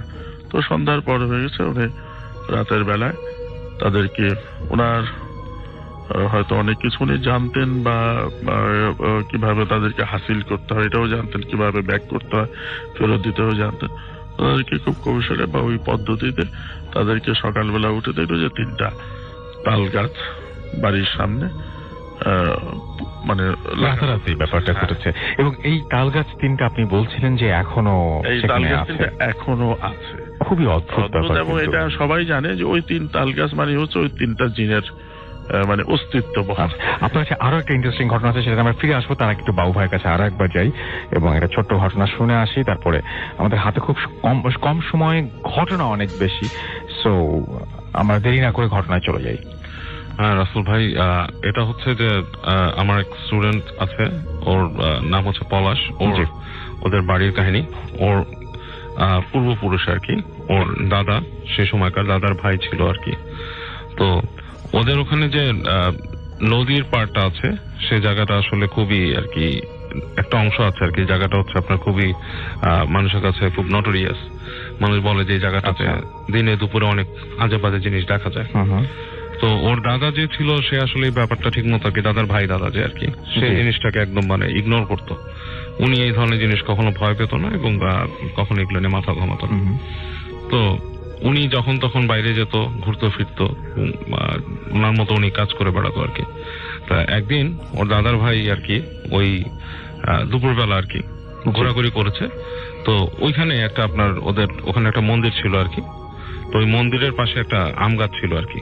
জি, তো সেই আম গাছে আর কি আপনার কেউ নর্মালি আম ধরে থাকতো, কেউ ওইটা পারতো না আর কি।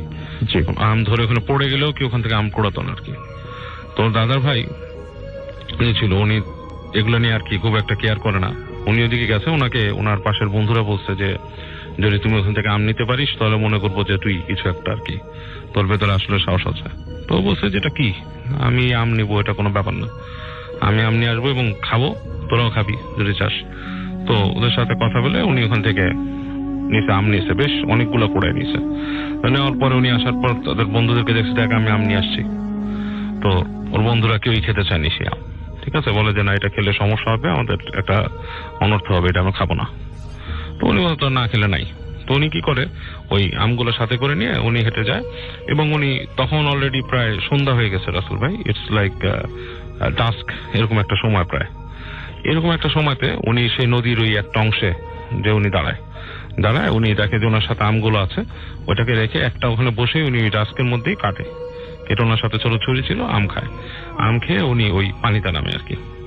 তো পানিতে যেখানে উনি নেমে গোসল করছে, দুটো ডুব দেয়, ডুব দিয়ে উঠে উনি তাকায় দেখে ঠিক যে ওই এই নদীর পাড়ে যেখানে উনি আমগুলা রাখছে আর কি, ওনার সাথে গামছা বা কিছু ছিল সেটাতে পেঁচায়, ওই পাশে একটা ক্ষেত ছিল নল খাগড়ার মতো আর কি। সেখান থেকে কিছু একটা ক্রল করে বের হয়েছে, লাইক উবু হয়ে, বাট ইটস নট লাইক ক্রোকোডাইলের মতো না, কুমিরের মতো না, লাইক মানুষের মতোই। অনেকটা আপনার যদি মানে বর্ণনা দিয়ে বলা যায়, ওনার বর্ণনা যায় যে আমরা লর্ড অফ দ্য রিং এ যে গলমকে দেখছি, it's like kind of like that. হ্যাঁ, লাইক গলম টাইপের কিছু একটা। হ্যাঁ, এরকম একটা বিভৎস করে আসছে। হ্যাঁ, ওইরকম শুকনা, ওইরকম শুকনা হাড় জিজিরা টাইপের ওরকম আসছে। এসে ওনার ওই আমের যেইটা ওইটার পাশে বসে ওনার দিকে তাকায় আছে, এবং চোখগুলা বলতেছে যে লাল লাল বড়, এই যে সূর্য ডুবে যাচ্ছে এই আলোতে আরোই লাগতেছে। এবং উনি খেয়াল করলো উনি 2টা ডুব দিছে, এর মধ্যে সূর্য অনেকটাই পড়ে গেছে, আলো প্রায় নাই, মানে একদম লাস্টের রক্তিমাবাটা পানিতে পড়তেছে। তো উনি বেশ একটু ভয় পায় তখন। তো উনি যখন মানে কিছুক্ষণ ভয় পেয়ে স্থির হয়ে থেকে উনি উঠে আসে পানির থেকে আস্তে আস্তে, এসে উনি দেখতেছে ওই জিনিসটা ওখানে আছে কিনা।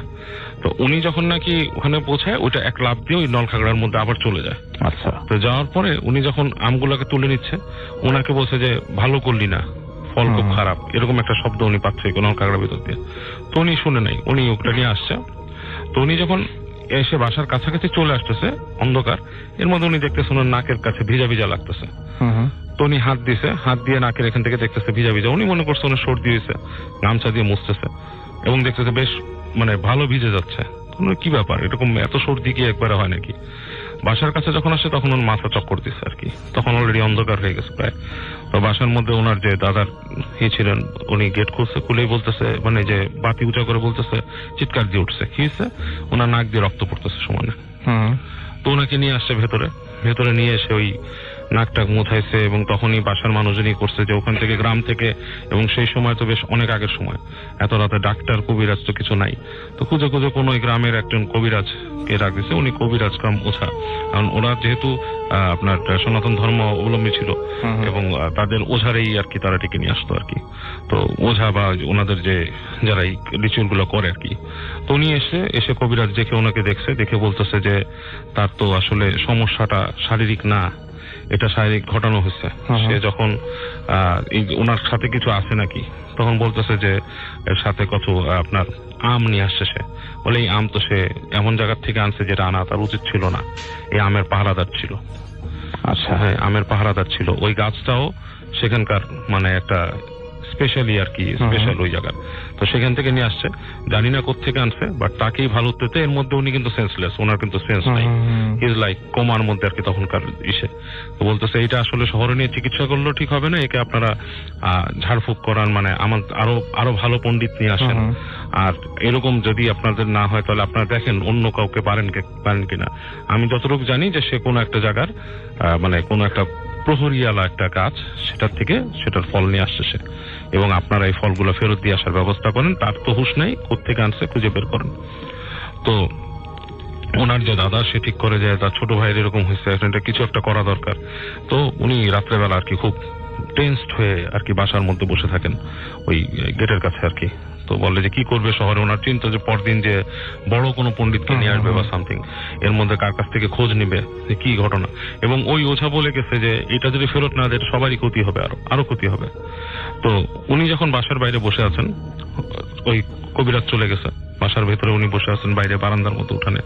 তো চিন্তা করতেছেন কি, এর মধ্যে দেখতেছেন যে ঘরের মধ্যে ওই যে ঘরটার মধ্যে কেমন একটা শব্দ আসতেছে আর কি ওখান থেকে।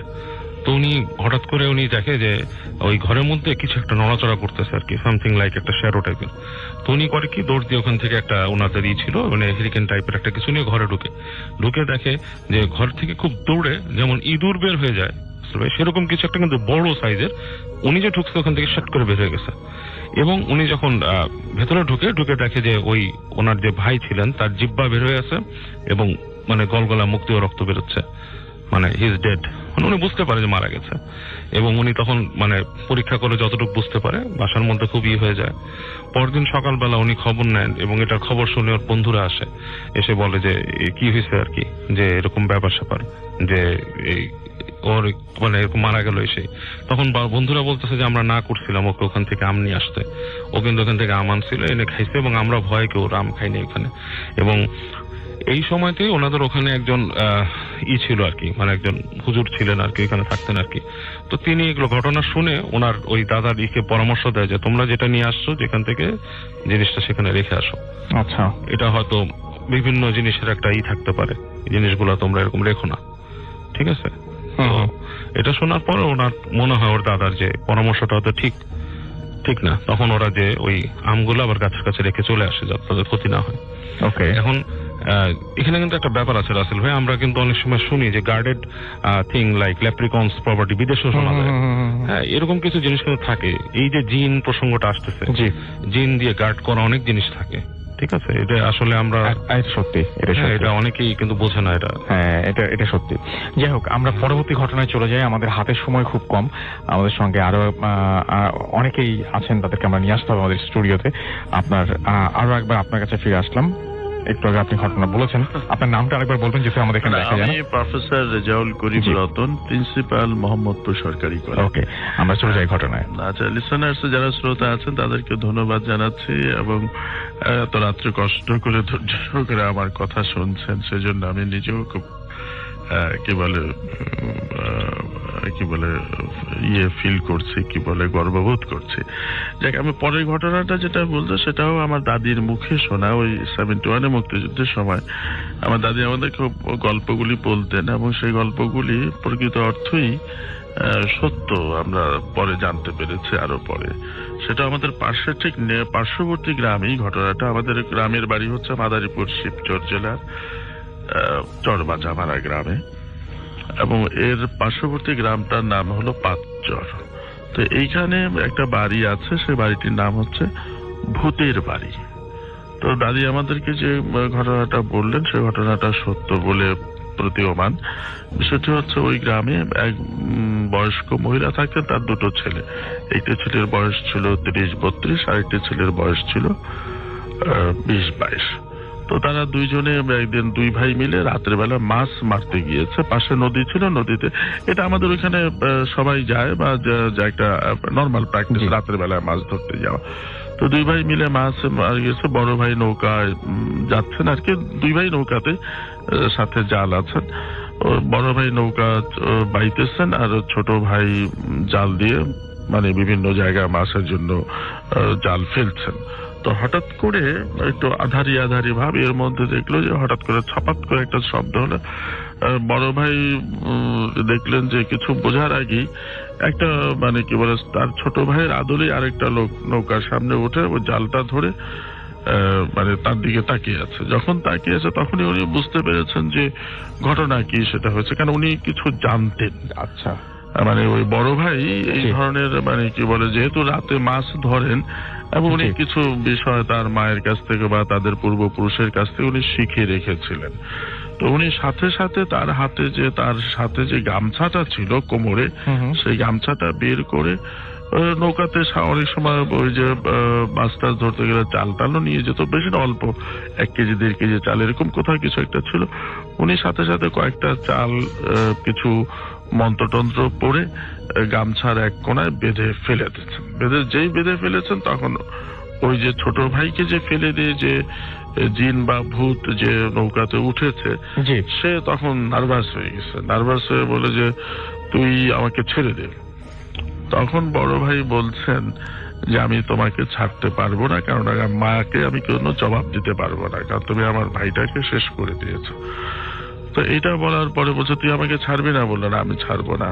বলছে আজকে আর মাছ পাইবো না, চলো বাড়িতে চলে যায়। চলে গেছে, গিয়ে তার মাকে ইয়েতে করে মা জেগে উঠেছে, ভাইদেরকে রিসিভ করেছে, দুই ভাইকে রিসিভ করেছে, থাকা খাওয়ার ব্যবস্থা আগেই মা রেডি ছিল যে ওরা রাত্রে আসবে, ভোর রাত্রে মাছ মেরে চলে আসবে। কিন্তু অন্যদিনের চেয়ে আজকে একটু তাড়াতাড়ি চলে আসছে। মা জিজ্ঞাসা করছে যে কি ব্যাপার, আজকে তো তাড়াতাড়ি চলে আসলা, তো চলে আসলি কি ব্যাপার? বললো না, শরীর ভালো লাগছে না, তাছাড়া মাছ পাওয়া যাচ্ছে না, চলে আসছে। বড় ভাই জবাব দিল। ছোট ভাই কোনো কথা বলছে না যে অ্যাকচুয়ালি ওই ভূতের বেশ ধরে যে এসে এখন যেতে পারছে, যাকে আটকে ফেলেছে। জি। তো এটা হওয়ার পরে ও ছোট ভাই রুমে চলে গেছে বা ঘরের ভিতরে চলে গেছে। বড় ভাই তার মাকে একান্তে ডেকে বলেছে, মা আমি তোমাকে এই গামছাটা দিলাম, এইটা কোনোদিন কোথায় রেখেছো এটা ওকে বলবা না, এবং ও যদি কোনোদিন গামছাটা চায় তখন কোনো অবস্থাতে গামছাটা ওকে দিবা না। আচ্ছা, এরপরে যেটা হলো সেটা হলো দিন যায় মাসে যায়, ছোট ভাইকে বিয়ে করানো হয়েছে, তার ঘরে সন্তানাদিও আসছে। এর হঠাৎ প্রায় 20-25 বছর পার হয়ে গেছে। এর মধ্যে বড় ভাই একদিন বিশেষ কাজে বাড়ির বাইরে 3-4 দিনের জন্য গিয়েছে। কিন্তু এই সুযোগে ছোট ভাই করেছে কি, তার মায়ের কাছে এসে বলল যে মা আমাকে না ওই গামছাটা একটু দাও তো, আমি আজকে একটু মাছ মারতে যাব, ওই গামছাটা লাগবে। মিয়া ভাই তো নাই, তো মিয়া ভাইকে ছাড়া যেহেতু মাছ মারতে যাচ্ছে ওই গামছাটা আমার একটু লাগবে। তো মা দেখছে যে 20-25 বছর হয়ে গেছে, ও সন্তানাদি আছে, ও দুনিয়ার অত কিছু খেয়াল করে নাই, না করে গামছাটা দিয়ে দিয়েছে। যেই গামছাটা দিয়ে দিয়েছে সেই গামছাটা নিয়ে বাড়ি থেকে সে বের হয়ে গেছে, আর তার কোনো খোঁজ নাই।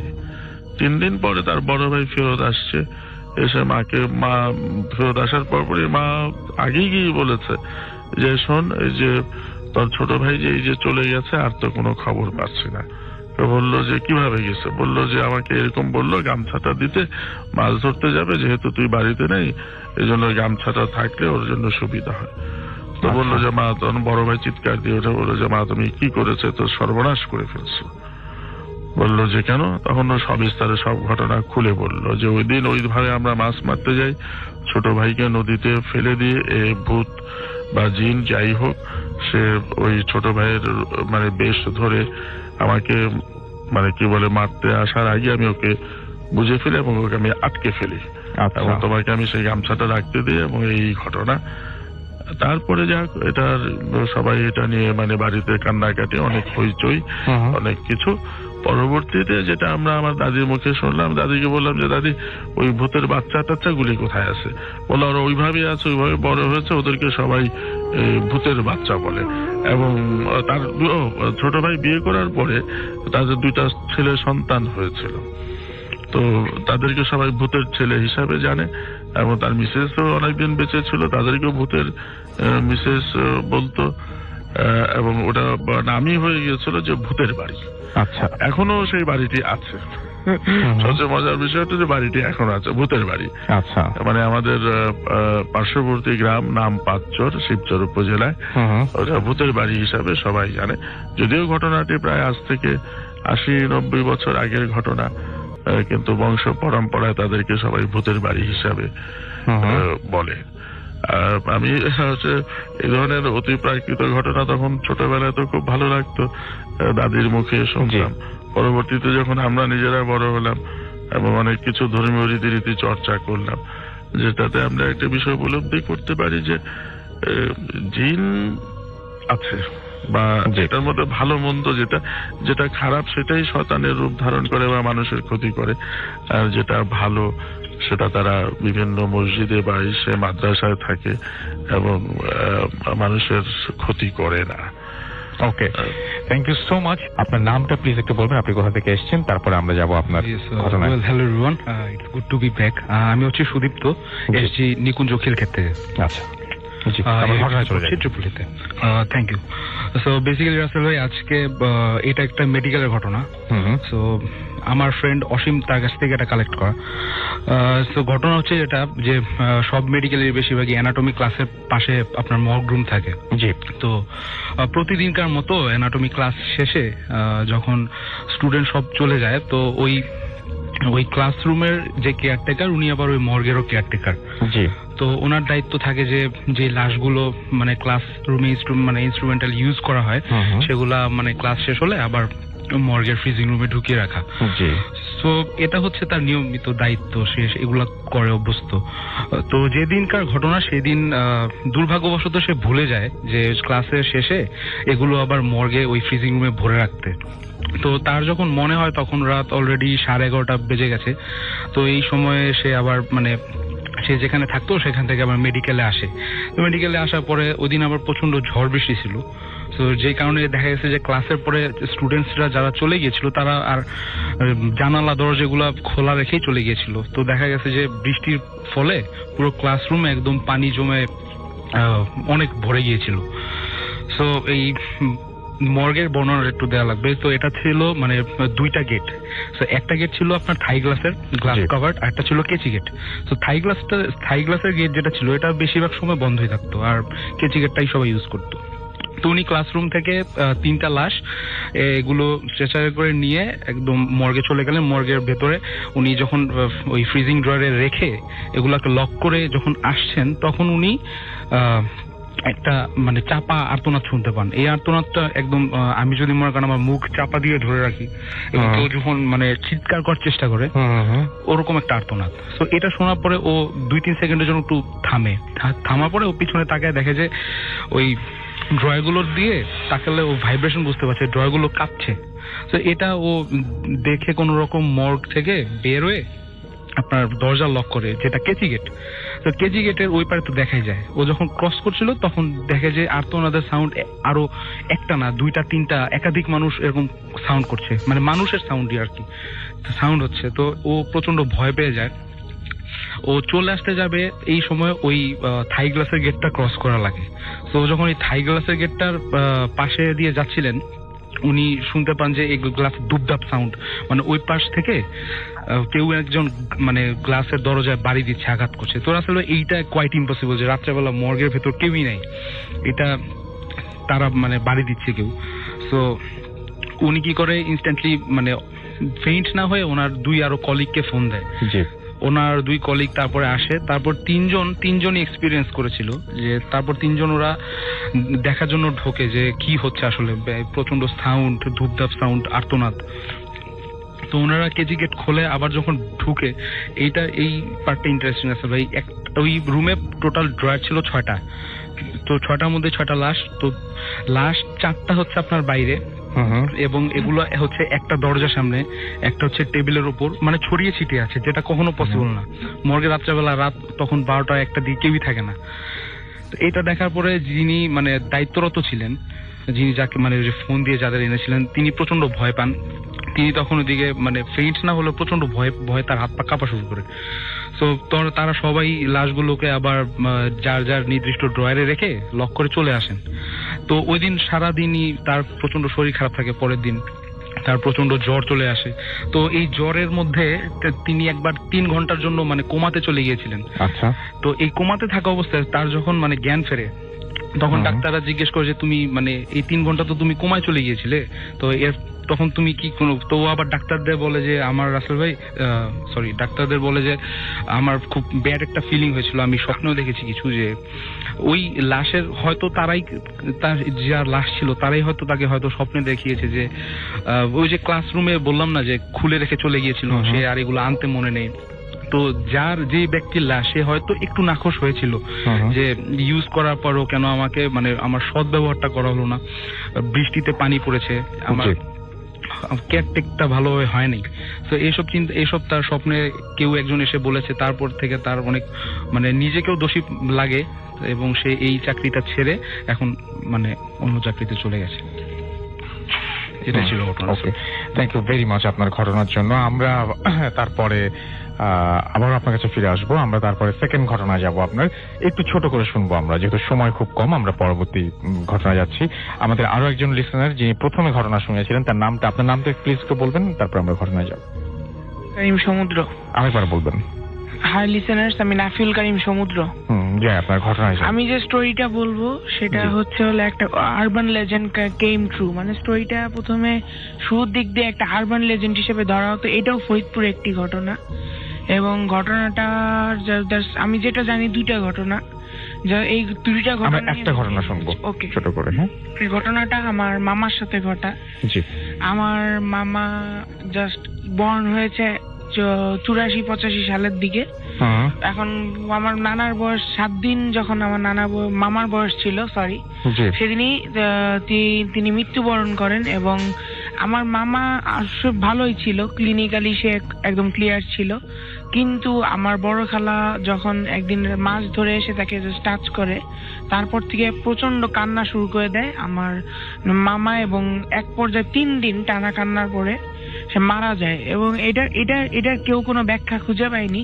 কিন্তু তখন একটা মানে সারা আশেপাশে এলাকায় একটাই কথা ছিল যে কিছু একটা আসে এবং বাচ্চাদের মেরে ফেলে বা উঠিয়ে নিয়ে যায়, এবং তার যে একটা আসলো তার একটা সিম্বল, সেই সিম্বল হিসেবে সেই বাচ্চার একটা কাঠের পাপেট সেখানে তার বিছানায় রেখে যায়। এবং আমার নানা এগুলি কিছু ভাবেনি। আমার নানা ভেবেছে যে মামা তো জাস্ট নর্মালি মারা গেছে, এটা ভেবেছে। এবং সে এটা লাশ দাফন করে এসে ওই দিন সন্ধ্যায় কাঁদছে। এখন উনি সন্ধ্যায় মাগরিবের একটু পর পর দেখে একটা মহিলা অনেক, সে মানে বলবে যে 9 ফুটের উপরে, তার মানে 9 ফুটের উচ্চতা, তারপরে 9 ফুটের উপরে। সে তাকে বলছে যে এখন আর কেঁদে কি লাভ, যা হবার তা তো হয়ে গেছে, এখন তুই অন্যদিকে খেয়াল কর, তোর অন্য ছেলে মেয়ে আছে। তা আমার নানা বললো যে আপনি কে? পরে বলে যে দেখিস না তোদের বাসার উল্টা দিকে যে জোড়া 2টা তাল গাছ, সেখানেই তো আমি থাকি।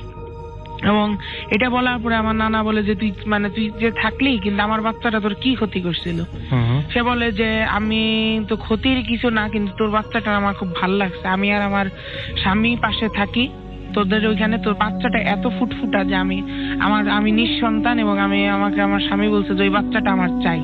চিন্তা করিস না, তোর বাচ্চা বেঁচে আছে। তোর বাচ্চাকে আমরা, এটা শুনতে হাস্যকর লাগবে যে তোর বাচ্চাকে আমরা 7 সমুদ্র 13 নদীর পাড়ে নিয়ে একটা সেফ জায়গায় রেখে দিছি। আমার নানা বলে যে আমার বাচ্চাকে ফেরত দে, আমি তো কিছু করবো না, আমি খালি তো আমার বাচ্চা ফেরত চাই, আর আমি দরকার হলে তোর যা চাই তা দিবে। আমি যদি তোদের জন্য কিছু জবাই দিতে হয়, বা তোরা যদি কোনো মুরগি চাস বা এরকম কিছু চাস, আমি তোকে দিয়ে দিব। অন্য মানে সাথে সাথে তো উনি হেসে মুচকি এসে সেই অবয়বটি বলে যে আমি তো কিছু চাই না, আমি তো ছেলেটা চাইছিলাম, সেটা আমি নিয়ে নিছি, এখন তুই আর কিছু করতে পারবি না, তুই যাতে সারা জীবন টেনশন করে না মরিস, তার জন্য আমি তোকে এইটুক বলে গেলাম। আমার নানা এত রাগ হয়ে যান যে তিনি সাথে সাথে, উনি অনেক কিছু জানতো, এগুলি এখন আমার বলার সময় নেই, উনি অনেক তখন একটু মানে হাতটা মুট করে না মুখের কাছে নিয়ে ফু দিয়ে উনি মানে জাস্ট মুটটা ছেড়ে দেন, এবং সাথে সাথে জিনিসটা হাওয়ায় মিলিয়ে যায়। আমার নানা একটু সন্দেহ হয় যে ব্যাপারটা কি, এরকম বাচ্চা নিয়ে গেছে, এরকম কিছু তো একটা গ্রাম ভরে আতঙ্ক ছড়াইছে। সে তারপরের দিন কবরটা খুঁড়ে, আমার বড় মামাকে নিয়ে কবরটা খুঁড়ে, এবং খুঁড়ে যেটা দেখতে পারে যে মানে কবরে একদম পারফেক্টলি বানানো একটা পাপেট, এবং পাপেটটা সে যখন কোলে নিবে, পাপেটটা সে কোলে নিয়ে তার চোখ থেকে 2 ফোঁটা পানি পড়ে, এবং তখনই বৃষ্টি নামে, পাপেটটা মানে কাদা হয়ে তার হাত দিয়ে বেয়ে পড়ে। শুধু ঘটনা এখানেই শেষ না, ঘটনা অনেক দিন অনেক লোকেরাও, তারপর আমার নানাও মাঝে মাঝে দরজা খুলে উনি যখন জানালা দিয়ে বাড়ির পিছনে যে বাঁশ ঝাড় ওখানে দেখতো কি যে সেই কাঠের পাপেটটা মানে হাঁটি পাপা করে হেঁটে বেড়াচ্ছে, এবং বলছে যে মা আমাকে কোলে নাও, বাবা আমাকে কোলে নাও। এবং এই ঘটনাটা অনেক দিন চলে ফরিদপুরে। এই ঘটনাটা আমি জানি না কে কেমন জানে, আমি এলাকাটা উল্লেখ করবো না, কিন্তু এই ঘটনাটা 98 সাল পর্যন্ত চলে। একদিন মানে এটার শেষ হলো আমাদের ওইখানে ওই যে 2টা জিনিসকে যেটা আমার নানা তাড়াই দিছিল, ওই 2টা জিনিস পাশেই একটা পুকুর পাড়ে গিয়ে, পুকুর পাড়ের পাশে 2টা জোড়া তাল গাছের পাশে তারা স্থান নেয়, এবং নেওয়ার পরে ওখানকার যত বাচ্চারা ছিল, প্রায় বলতে গেলে এখন এমন অবস্থা হয়ে যায় যে প্রত্যেক রাতে একটা বাচ্চা হারানো যাবেই, এবং তার সেই বাচ্চার পাপেটটা সে বিছানায় পাওয়া যাবে। এবং তাই একদিন হুজুরের কাছে যায়, সেখানে সেই হুজুর একদিন করে ওখানে পুকুরের মাঝখানে একদম আইল্যান্ডের মতন একটা ছিল, সেখানে কিছু একটা ছিল, আমি যার কাছ থেকে শুনেছি, আমার আশেপাশে দুঃসম্পর্ক আত্মীয়ের কাছ থেকে, তারা বলছে যে আমরা নিজেও জানি না, সব লোকের একটা মানে এক্সাইটেশন যে কি ছিল, এক্সাইটমেন্ট একটা যে কি ছিল, মানে আসলে কি হবে এটা। এখন হতে হতে তখন হুজুর যান ওই আইল্যান্ডের কাছটা, আইল্যান্ডে একজনই দাঁড়াতে পারবে, উনি তখন লোহারও না কি একটা আমি জানি না, উনি ওটা একটা গেড়ে দিয়ে আসেন। এখন ওই জিনিসটা আছে নাকি জানি না, এটা 98 সালে বন্যার পরে আর এটাকে পাওয়া যায়নি, কিন্তু তারপর থেকে পুকুরের আশপাশ দিয়ে 2টা সাদা, মানে মানুষ দেখতো যে আমাদের বিছানার চাদর যেরকম, সেই 2টা বড় বড় চাদর ঘুরে বেড়াচ্ছে, এবং বলতো যে তোরা আমাদের অনেক বড় ক্ষতি করছিস, তোদের আমরা কাউকে ছাড়বো না। এই ছিল আমার ঘটনা। Thank you so much, thank you. And আমরা অন দ্যাট নোট আমরা ফিরে যাব আবারও নেক্সট ঘটনায়। আমাদের সাথে আছেন আমাদের একজন আজকের অতিথি যিনি আপনাদের ঘটনা শোনাচ্ছেন। এর আগে একটু শুনিয়েছেন, আবার শোনাবেন। আপনার নামটা বলে আপনার ঘটনায় যাব আমরা। হ্যালো এভরিওয়ান, ইটস সুদীপ তুয়াকিন। সো রাসেল ভাই, এটা হচ্ছে আপনি যে বললেন ওই সময়কার একটি ঘটনা যখন বাংলাদেশে বুথ কালচারটা শুরু করেছিল রেডিও ফুর্তি। সো এটা হচ্ছে আমরা যখন এসএসসি শেষ করলাম 2012-এ, তো আমরা এসএসসি পরীক্ষার পরে দেখা গেছে যে অনেক ফ্রেন্ড মানে চিল্লায় চলে যায়। আমরা যারা ছিলাম একসাথে আমরা সবাই প্ল্যান করি যে আমরা কক্সবাজার যাব। তো ঢাকা চিটাগং হাইওয়ে নিয়ে আমরা এর আগে বহুত ঘটনা শুনেছি গত 7 বছরে। সো এইটা ওই ঢাকা চিটাগং হাইওয়ে একটি ঘটনা। ওইটা ছিল আমাদের যেই বড় ভাইয়ের গাড়ি দিয়ে আমরা যাই, ওনারও ফার্স্ট টাইম কক্সবাজার জার্নি, আমাদেরও first time Cox's Bazar journey. So আমরা ঢাকা থেকে রওনা দেই দুপুর 2:30টার পরে, 2:30-3টার দিকে। তো আমরা যখন যেতে থাকি তখন কুমিল্লা ক্রস করে চিটাং যখন ঢুকি তখন রাত 8টা বাজে। তো রাসেল ভাই, চিটাগং ক্রস করে যখন আমরা পাহাড়তলি যাই, তো এখন তো রাসেল ভাই পাহাড়তলি থেকে রাঙামাটি, বান্দরবান, কক্সবাজারের ডিরেকশন গুলো সুন্দর করে উল্লেখ করা আছে, তো তখন এগুলো ছিল না।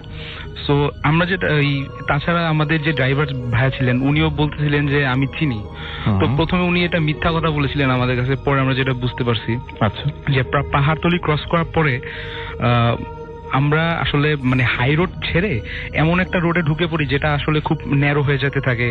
মানে হাই রোডের যেরকম পিচ ওরকম পিচ থাকে না, আশেপাশে মানে লোকালয় কমে যেতে শুরু করে। তো আমাদের মনে একটু খটকা লাগে।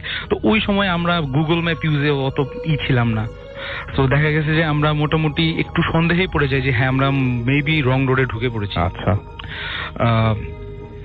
যেতে যেতে যেতে যেতে যখন প্রায় 30 কিলোমিটার মতো ভেতরে চলে এসেছি আমরা, তো তখন আমাদের যে বড় ভাই উনি স্বীকার করেন যে আমি তো আসলে রাস্তা ভুল চলে এসেছি, আমাদের প্লিজ দেখো কাউকে হেল্প নিতে পাই কিনা। সো আমরা এই কথা বলতে বলতে সামনে একটা টং দোকানের মতো, টং দোকান অ্যাকচুয়ালি বলবো না, সেখানে ওই যে আমরা দেখি যে মাঝে মাঝে বড় বড় খুঁটিতে কাপড়ের রং দিয়ে শুকা দেয় এরকম কিছু। তো সেখানে মুরব্বির মতো কতগুলো 3-4টা মানে মানুষের শেপের দাঁড়িয়ে দাঁড়িয়ে কাপড় টানছে। এদিকে একটা জিনিস মেনশন করা ভালো রাসেল ভাই, 3-4 সপ্তাহ আগে পন্টিয়ানাকের একটা কাহিনী আমরা শুনেছিলাম, মালয়েশিয়া থেকে এক ভাইয়া পাঠিয়েছিল। তো ওইটার যেই গঠন গড়ন এটার সাথে আমি একদম পুরো সেম টু সেম মিল খুঁজে পেয়েছি, যার জন্য এই ঘটনাটা আজকে বলতে এসেছি। সো আমরা তখন ওইগুলো বুঝতে পারি নাই, যখন মানে গাড়িটা স্টপ করে একজন জানালা নামিয়ে জিজ্ঞেস করেছে, আচ্ছা ভাইয়া আমরা তো কক্সবাজার যাচ্ছি, এটা কি কক্সবাজার যাওয়ার রোড, সঠিক রোড?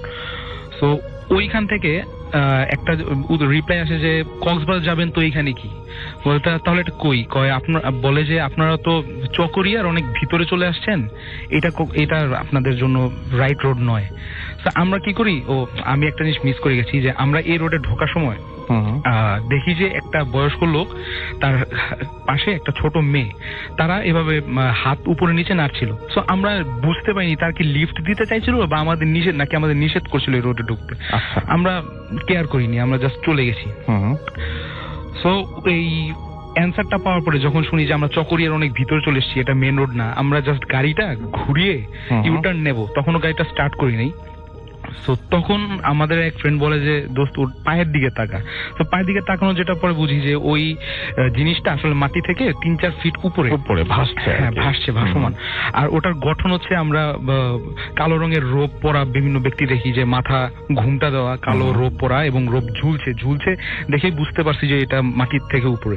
তো এরকম একটা না 2-4 জনের মতো ছিল এবং সবাই এরকম, এবং তারা প্রত্যেকজন উঠছে এরকম ভাবে একটা। তো আমরা এটা দেখার পরই ততক্ষণে গাড়ি গ্লাসও উঠিয়ে ফেলেছি, গাড়ি স্টার্ট দেবো এমন এক সময় একটা জিনিস প্রচন্ড জোরে মানে পেছনের ব্যাক সাইড মিররে ধুপ করে ধাক্কা মারি। এই ধাক্কাটা এত জোরে ছিল যে গাড়ির গ্লাসের চির ধরে, ভাঙে নাই বাট চির ধরে যায়।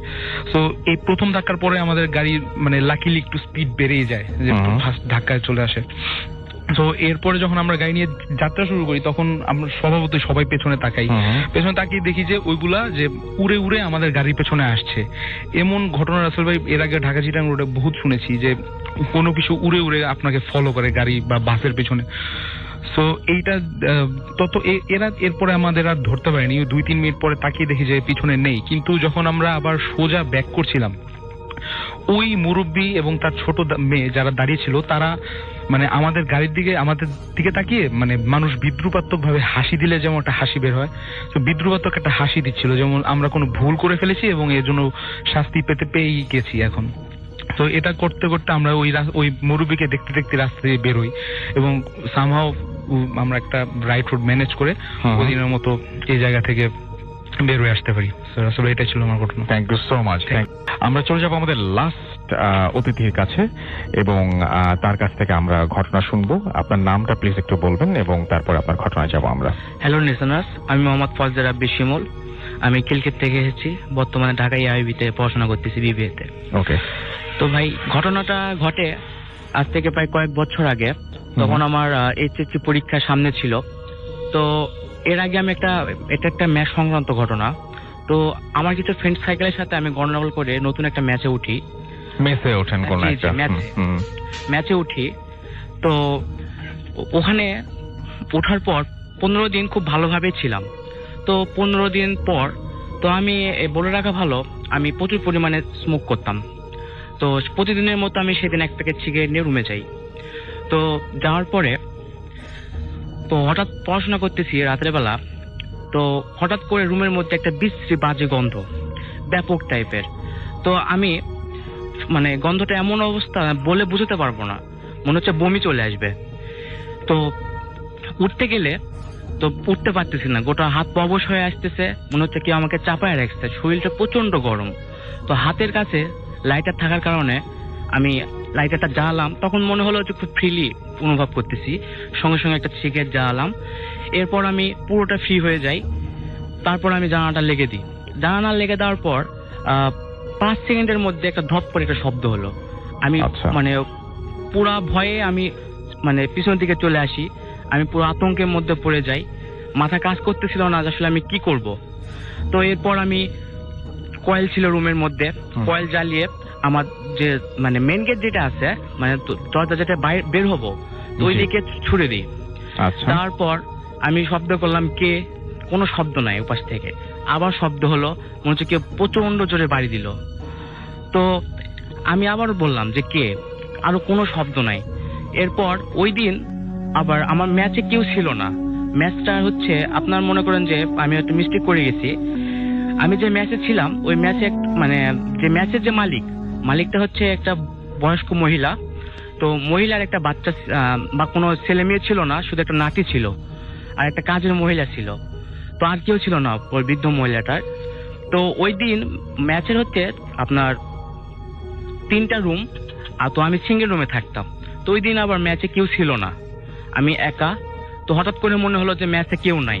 আর জানালার ওপাশ থেকে যে বাড়িটা মারলো, তো আমার ম্যাচটা ছিল আপনার মহিলা কলেজের আশপাশে। তো ওইখানে মানে আমার ম্যাচের রুমের পাশে আপনার মানে মহিলাদের ম্যাচ, মেয়েদের তার পাশে মহিলারা থাকেন ওখানে। তারপরে মানে মহিলারা থাকেন। তো পরে ভাবলাম যে এখানে জানালা দিয়ে কিছু ফ্যাজলামিও যদি করে এখানে তো ঢুকতে পারবে না, কারণ পাশে হচ্ছে হাই সিকিউরিটি মহিলাদের ম্যাচ।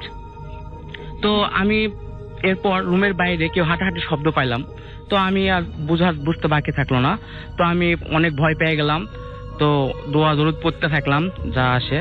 তো এরপর রুমের মধ্যে বসে আছি, হঠাৎ করে মনে হচ্ছে যে বাথরুমের ট্যাপ কেউ ছাড়ার পরে আমি মনে হচ্ছে যে চারিদিকে আমি একটা সমুদ্রের মাঝখানে, এত শব্দ, মনে হচ্ছে ঢেউ খেলাচ্ছে এরকম অবস্থা।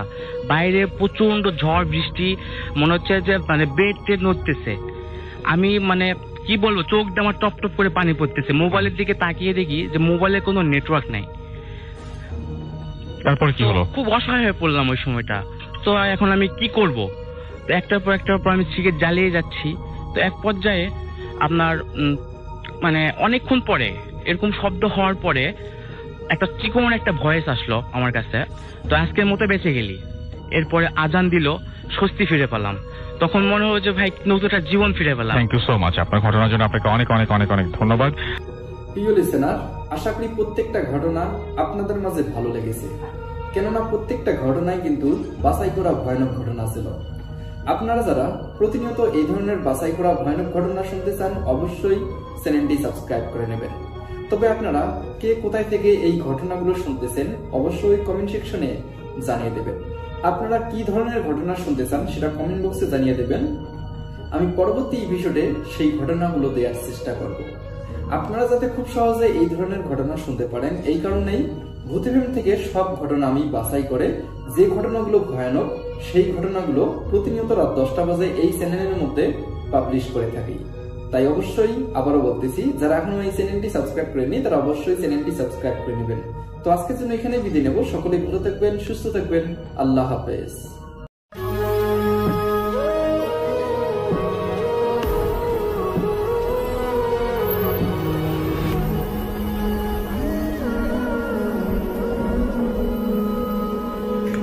আসসালামু আলাইকুম প্রিয় লিসেনার্স, আশা করছি আপনারা সবাই ভালো আছেন এবং ভালো দলে আছেন। তো এখন থেকে শুরু হচ্ছে আমাদের আজকের এপিসোড। আজকের এপিসোডটিকে সাজানো হয়েছে কয়েকটি ইমেল ঘটনা দিয়ে। তো আশা করছি আপনাদের আজকের গল্পটি ভালো লাগবে, কারণ আজকের গল্পটির অন্যতম একটি আকর্ষণ রয়েছে গল্পটির মাঝখানের দিকে। তাই আমি আশা করব যে আপনারা এপিসোডটি একটু স্কিপ না করে সম্পূর্ণ এপিসোডটি শোনার চেষ্টা করবেন। তো দর্শক, সর্বপ্রথম আমরা একটি ইমেল পড়ব। এই ইমেলটি আমাদের কাছে পাঠিয়েছেন নরসিংদী জেলা থেকে মাসুদ রানা ভাই। যেভাবে লিখছেন আমি ঠিক সেভাবে পড়ছি। আমাদের গ্রামের উত্তর দিকে একটি বিশাল বন আছে। লোকজন একে বলে অন্ধকার জঙ্গল। দিনের বেলা এখানে কাঠুরে গবাদি পশু চড়ানোর লোকেরা আসে, কিন্তু সূর্য নামলেই কেউ আর এই জঙ্গলের ভিতরে থাকে না। কারণ শোনা যায় জঙ্গলের গভীরে একটা জায়গা আছে যাকে বলা হয় ছায়ার মাঠ।